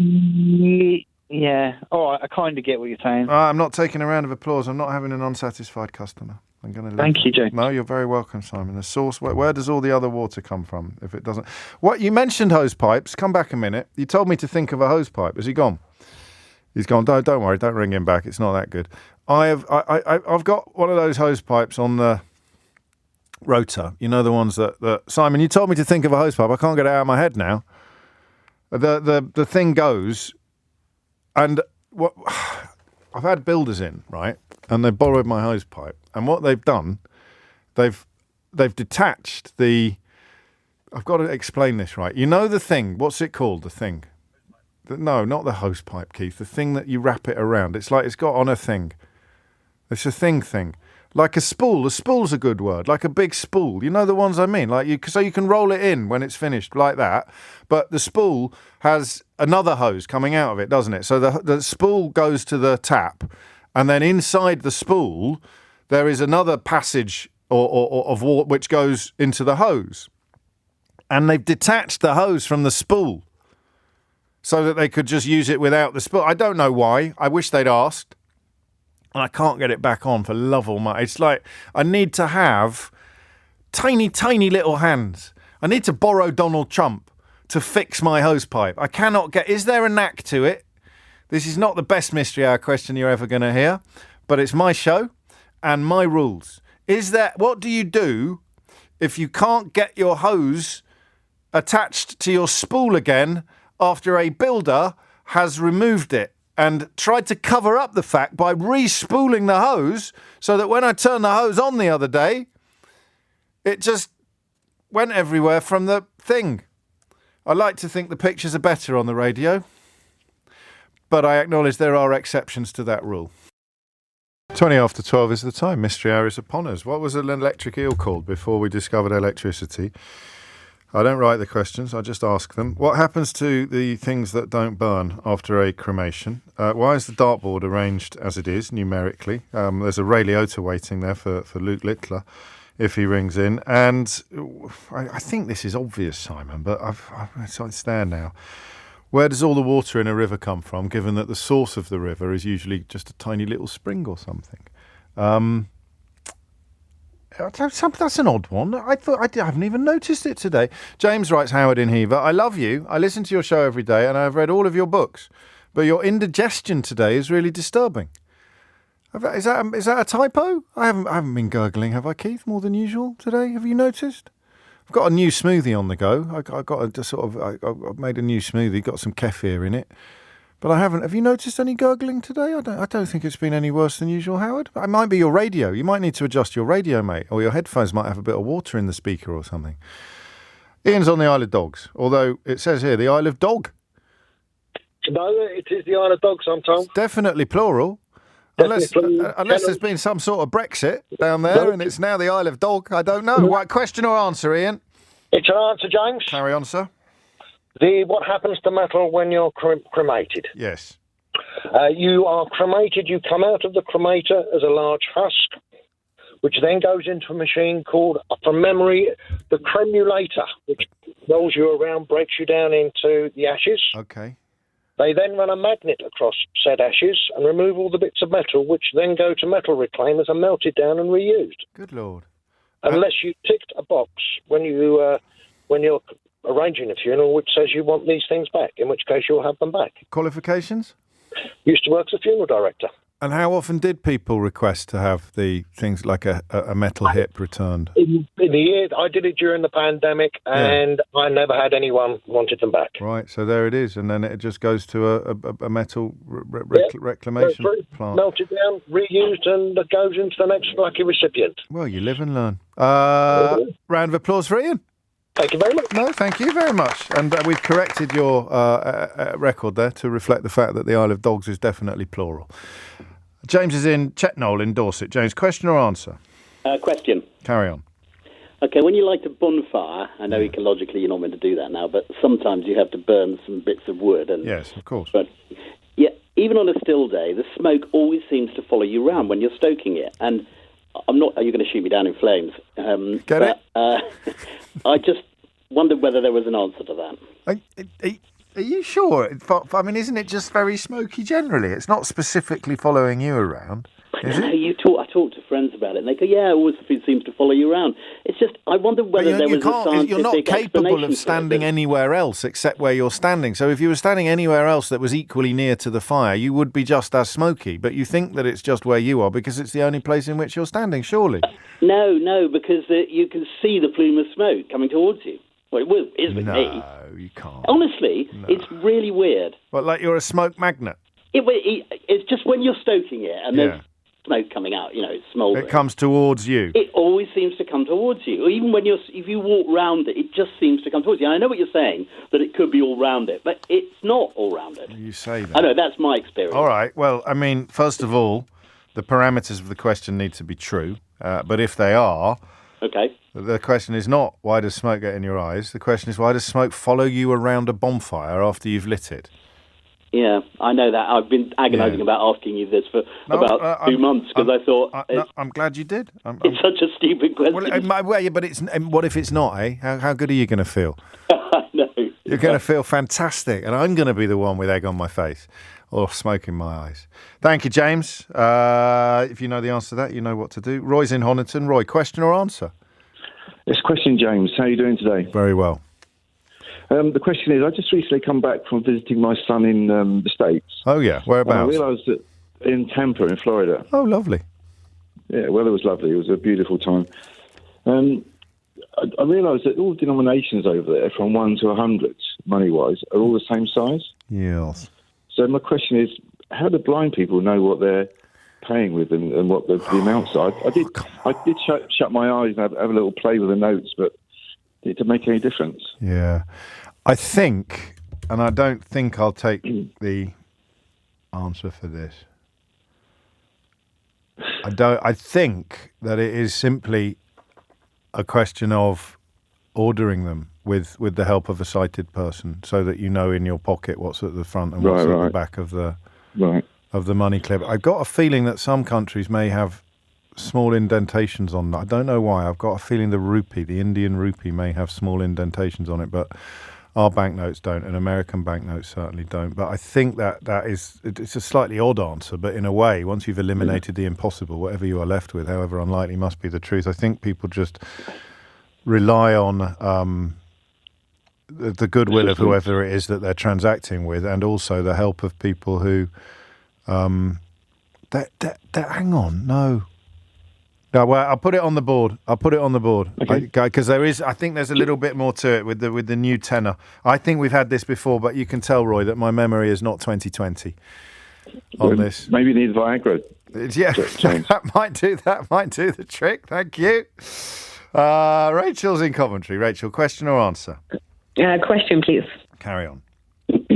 How come when you breathe, when you exhale, so you say ha, like HAA, it comes out warm air, but when you blow or say like who, HOO, it's cool air?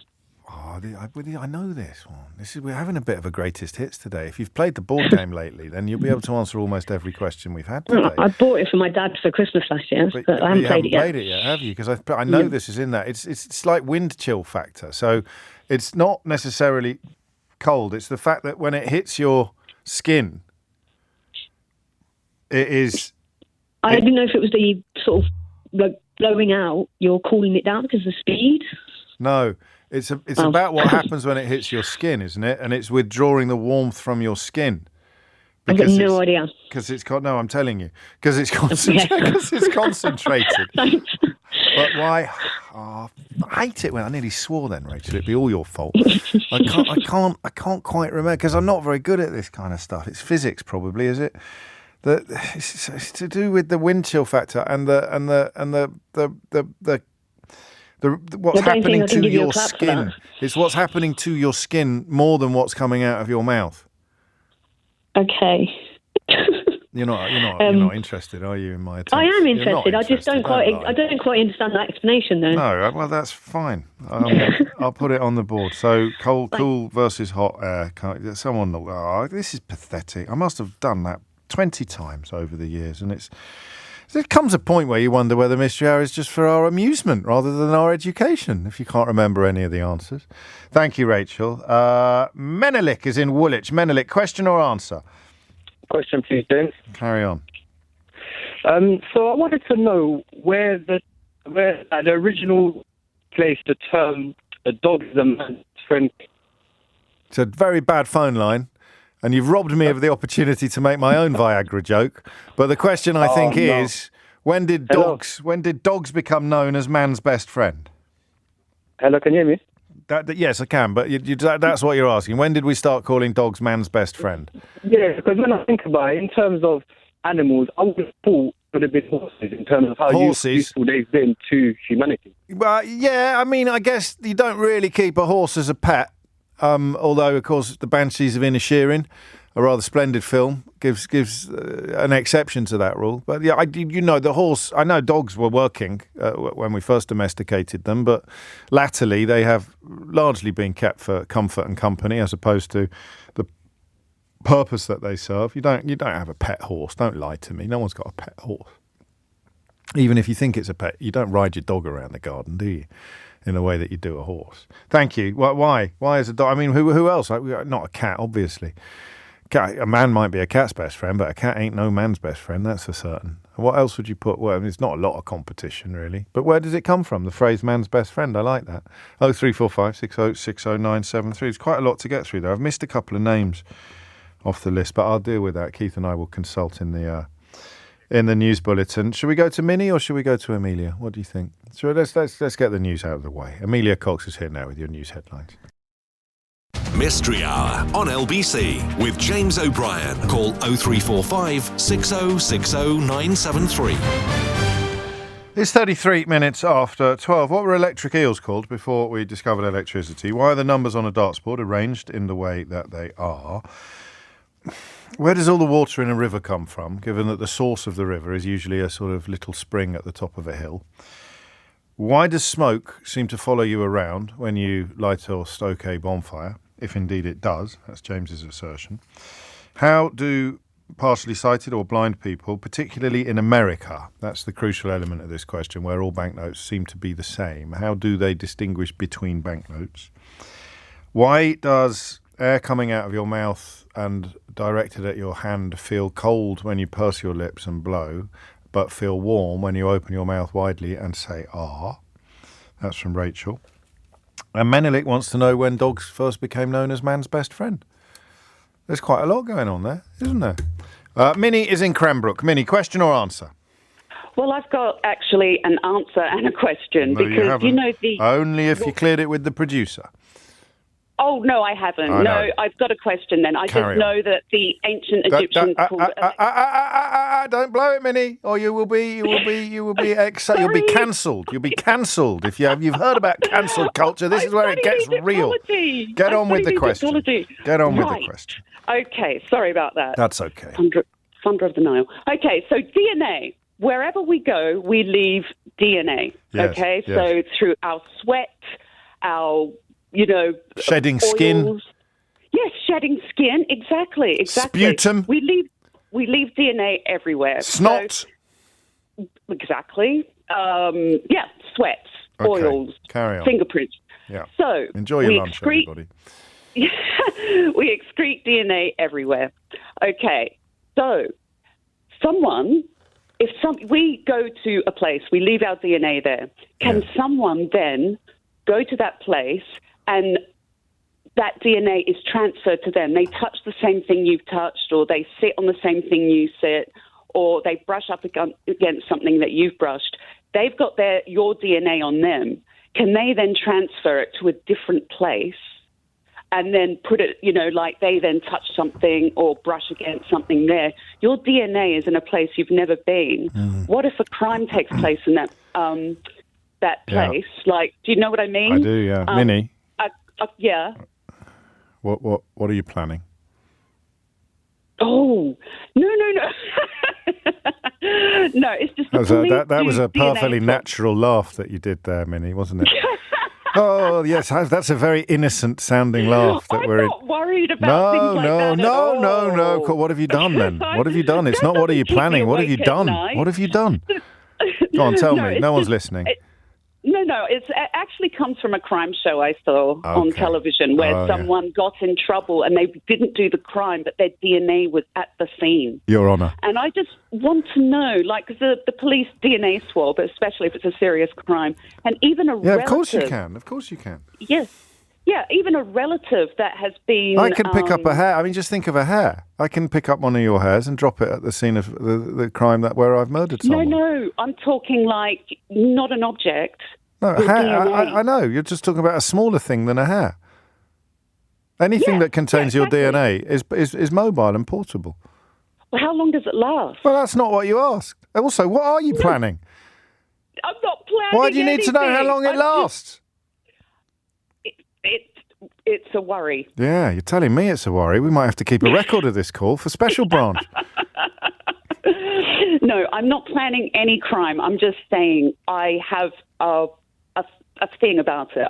I think, is my DNA somewhere? Yes, yes, definitely. I have read more crime fiction than you have. I don't really watch the true crime stuff on the telly, but yes, definitely. If you think of a little piece of skin or a bit of saliva or whatever it is, just think of it as if you'd thought of a hair before you rang in, you probably wouldn't have rung in, would you? Because a hair so obviously can be transferred from one place to the other. Obviously, but after a while, that hair is going to... No. That's your second not allowed bit of the question. You didn't ask about it wearing off. I'm talking about no, you're fingerprints and DNA. Yeah, I know. Hair is DNA. Hair it's the DNA in the hair that would allow them to... Yes, I know, but it's the same. It's the same. Right. There is DNA in your hair that they would use to establish that you had been somewhere, but they can't establish it conclusively because your hair could have stuck to someone's coat. So that's how, I mean, they also find, well, look, the obvious answer to your question, actually, which I should have realised sooner, is how the heck do you think they catch people for murders 30 years after they happened? Answer, because they find DNA on the clothes that matches the murderer, even though it's now in a lab and has been for 30 years. So the DNA has moved from the crime scene to the lab. See? That has to be meticulously kept. Yes, all of that, but it's still, your question was, is it mobile? And the answer is yes. Okay, thank you. Thank you. Round of applause for me. In fact, 2, because that was like pulling teeth, which also can be moved from the scene of a crime to elsewhere quite easily. Andy's in Tunbridge. Andy, question or answer? Afternoon, James. The answer to your questions about rivers and contribution of the water that gets into it. Yes. So there's kind of 2 elements to this, really. One is the contribution of groundwater, and one is the contribution of the broader catchment. So on the groundwater side of things, certainly in southeast England, you have permeable rocks like chalk. Chalk is a really important element in this because it is a source of where water is held, and it can be kept there for months through the summer. So then at the spring line of the impermeable rocks, the water then starts being emitted back into the river system all through the year. That's slightly different in the case of, say, the Lake District, where you've got impermeable rocks, but the sheer amount of water that you get because of the high rainfall totals means that there's always water contributing to those catchments anyway, and you've got glacial deposits which help to kind of keep the lakes themselves in place. So that's part of it. That's called the base flow element of our river systems. Obviously, in summer months when it becomes very dry, you do sometimes see rivers starting to dry out. You do. So the other element of this is the broader catchment itself. So even something like the Thames isn't just one river watercourse. There are hundreds potentially of other smaller tributaries which... Like the Brent and the Fleet. Yes. The Tyburn, is the Tyburn a river? I think so. Yeah. The Kennet, the Colne, all of that. All of those. So they all contribute to the broader Thames catchment. Yeah. So when you get heavy rain, which usually falls on the higher ground, you tend to find all those small contributing rivers all then coalesce to form a much bigger river in the centre, which then runs out towards the sea. And that's the water cycle. So, as you say, it rains. So, but the major answer is it comes from the sky, and some of it comes from the ground. But the stuff in the ground was once in the sky. Yeah, and it's held up in soil as well. So it's all good. You've done it. I mean, it was. I felt we were quite generous allowing Simon's question to stand because the source of his confusion seemed to be more of a him thing than a we thing, didn't it? But what remind us of your qualifications, Andy?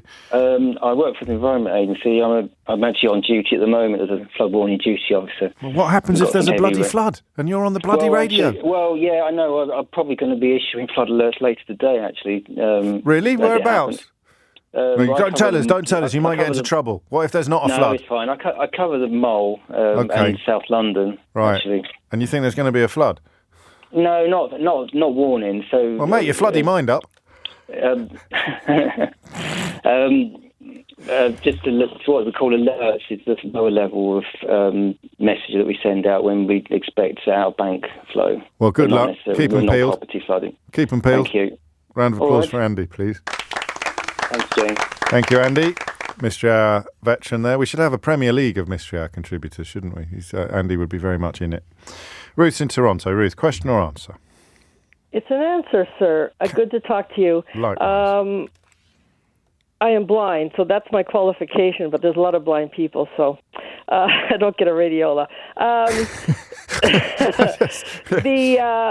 The money in the United States is not only all the same size, but it's all the same color. So if a person with visual impairment could see color, that doesn't help them either. Whereas in Canada, our money is all the same size, but it's a different color. And we have Braille on our money, which the American blind people lament because they do not. So here, what they sometimes do is they'll fold the money in a certain way, the ones or the fives or the tens, in certain ways to keep it in their pocket so they know what's what. Yeah. But then you have to trust the person who's given it to you to tell you that they are honest in what they're giving you. Now, there is a little machine that they can get, which is slightly bigger than a dollar bill and about an inch thick, and they can put it in, and it will push a button, and it'll identify the money. And believe it or not, that machine is made by the Canadian government for the American money system. And then all the other thing, though, which is much handier now, is there's apps on the phone. There's an app called Be My Eyes, which every visually impaired blind person should have, because it does a lot more than that.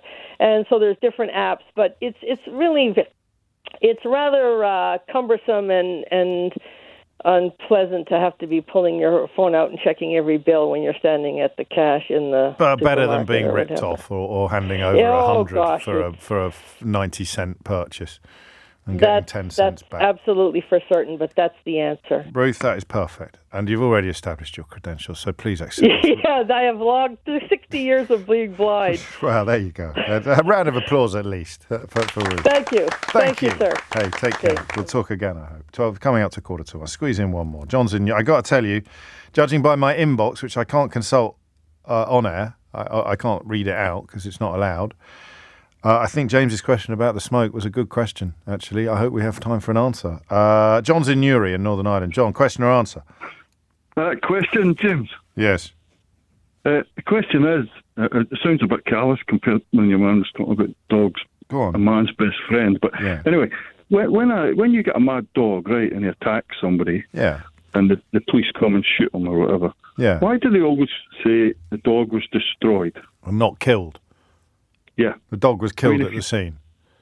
Yeah, if you drop paint over, gloss paint over a wedding dress, it's destroyed, or you fire a missile at a building, it's destroyed. Why did destroy a dog at the scene? The dogs were destroyed at the scene. You're absolutely right. I've no idea.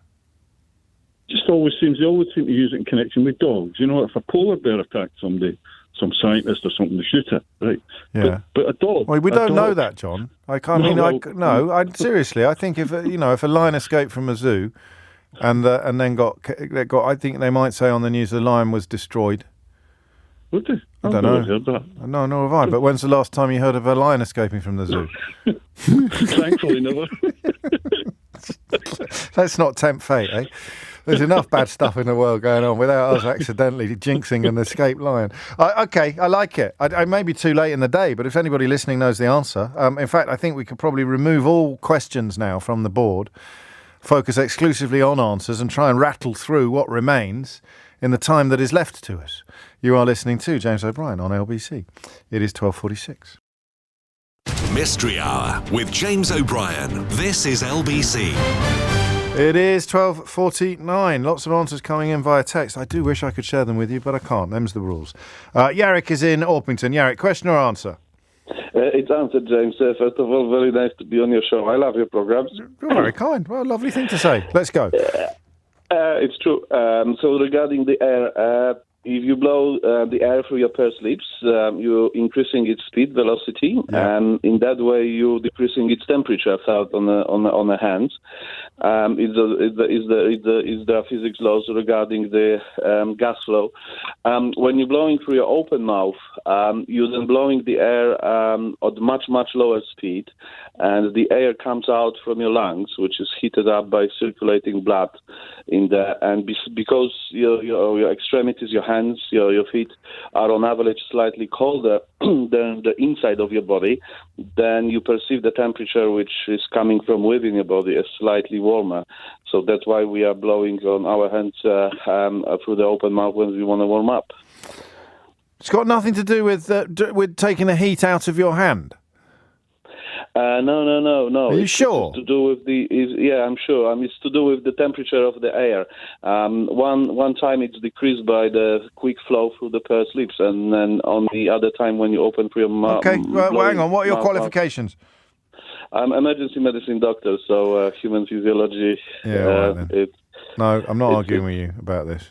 No. I'm not. I know I don't. I never argue unless it's absolutely necessary, Yarrick. You know this. In fact, sometimes I don't even argue when it is. I shall give you a round of applause. There we go, for Yarrick, please. Thank you kindly. Thank you kindly, and we'll speak again. I look forward to it. Steve's in Chester. Steve, question or answer? It's answer, James, about the bonfires. Yes.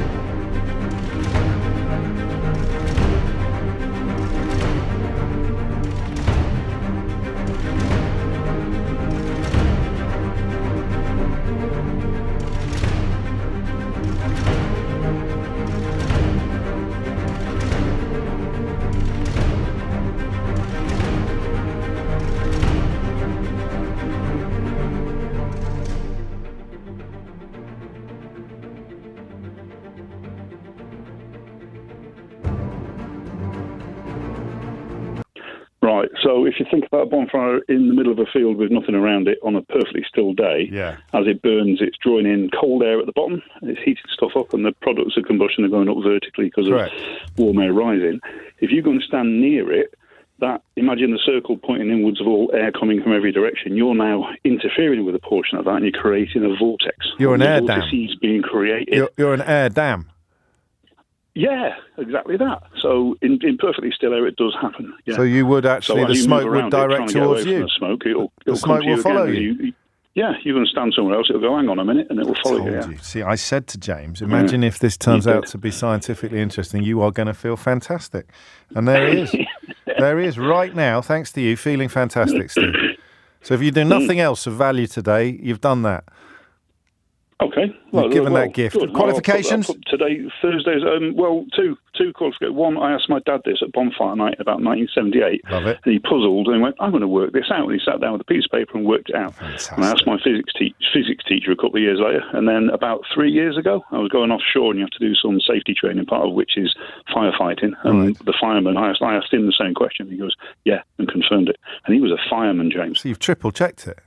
I've triple-checked it. Possibly the most extraordinary collection of qualifications we've ever had on Mystery Hour. I tell you what, the youth of today don't go into that sort of detail. Have a round of applause, Steve.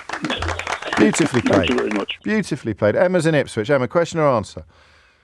Answer. Carry on. Can I just say I'm having a little bit of a moment? I phone up presenters. I can't believe I'm speaking to my hero. Hello, James. I'm a bit nervous. Oh, it's only me. It's only you. It's the darts.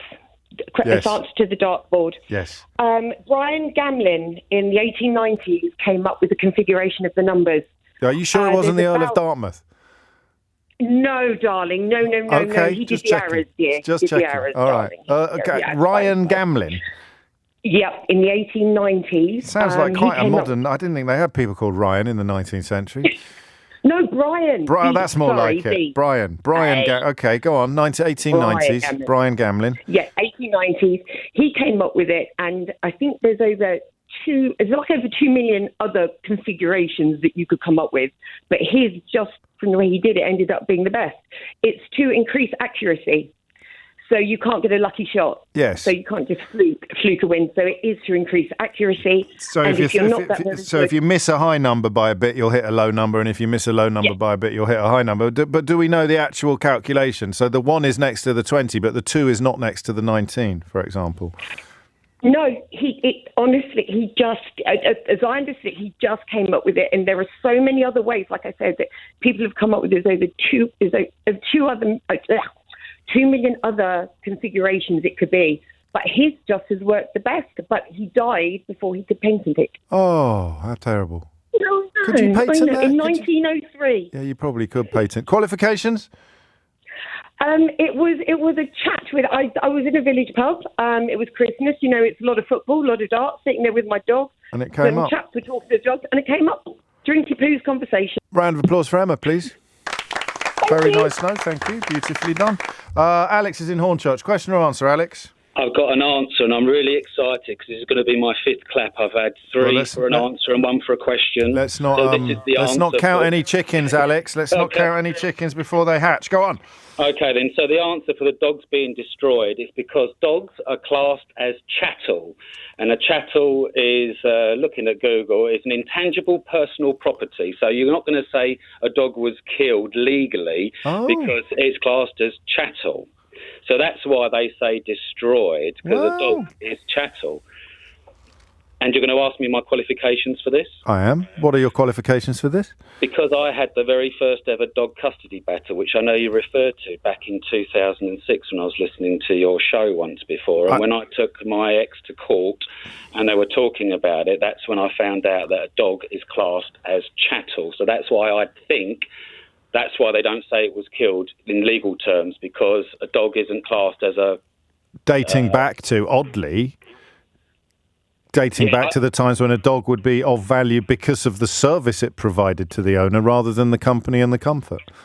So that's why I think they don't call it killed. I personally would say that dogs were killed because, you know, I love dogs, and but no, that's why they say people destroyed. are killed, animals are destroyed, but the dogs are destroyed because they're I like that qualification. Whether or not it's relevant to the answer you've provided or not doesn't really matter. Do I get my clap? I think you do, yeah.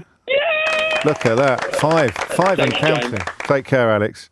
12:56 is the time. Peter is in Twickenham. Peter, question or answer? It's an answer. I've done this one. You sort of have. Go on then. Peter Kirkham is a proper copper, or was a proper copper. How many proper coppers can a proper copper cop if a proper copper could cop coppers? Carry on, Peter. Yeah, you're right. DNA is mobile, and when we leave DNA at a scene, it's in the cells of our body. So the hair, it's in the follicle at the end of the hair, or it's skin cells or whatever, or in blood or any other fluid. And yes, it can be moved around, and that is a real problem for proper coppers because there's sort of degrees of contamination with different issues. The first is that somebody brings DNA into the scene, their own DNA, by walking through the scene after it's happened. Yeah, exactly. It's why you have to put on your special shoes like you're at the swimming pool. Exactly right. All of that clothing and overshoes and the packaging of things and gloves, they're all important to avoid contamination. Perfect. So qualifications? That can distract the inquiry, but even worse is secondary. You can move stuff around within a scene. Because it lands on you, it sticks to you, and you take it somewhere else unwittingly. Exactly, and you put it down onto another item. And even worse still... Defence lawyer's dream, mate. Defence lawyer's dream. Somebody else's DNA. You sort of spit on the pavement, someone walks through it, and next thing, your DNA has been walked into the murder scene of the house next door. It's not as easy as it looks. looks. So it's really, really difficult. Qualifications? Used to be an SIO, senior investigating officer, and I got a degree in chemistry and biochemistry. Come here a minute. Did Minnie sound a bit dodgy to you when she asked that question? She did. I've got a note of her name, and I've recorded the call. Thank you very much. Round of applause for Peter, please. I'm warning you, Minnie. Whatever you've got planned, think again. You've got Peter Kirkham on your case. Last word. Richard is in Bréfouillère, in France. Question or answer in 3 words. Answer. Go on. Electric eels. Yep. Yeah, there's several types. They were all called knife fish back in the day. Well done. Qualifications? 300-400 years ago. Qualifications, we're out of time. Qualifications, I was given a book on the subject to read as a punishment. That'll do. Round of applause. There we go. Well played. Fantastic work. That's it for another week. If you've missed that, I'm giving the box of games, the box of joy and delights to Andy, the Environment Agency, who I thought already had one, but apparently doesn't. And he's provided us with so much illumination over the years. Are you all right there, Sheil? Is everything okay? You know, there's LBC, all of that app, pause, rewind, download, free, globalplayer.com. For LBC, Swarbrick, now Sheila Fogarty, now Sheila Fogarty, now Sheila Fogarty, now Sheila Fogarty, now Sheila Fogarty, now Sheila Fogarty, now Sheila Fogarty, now Sheila Fogarty, now Sheila Fogarty, now Sheila Fogarty, now Sheila Fogarty, now Sheila Fogarty, now Sheila Fogarty, now Sheila Fogarty.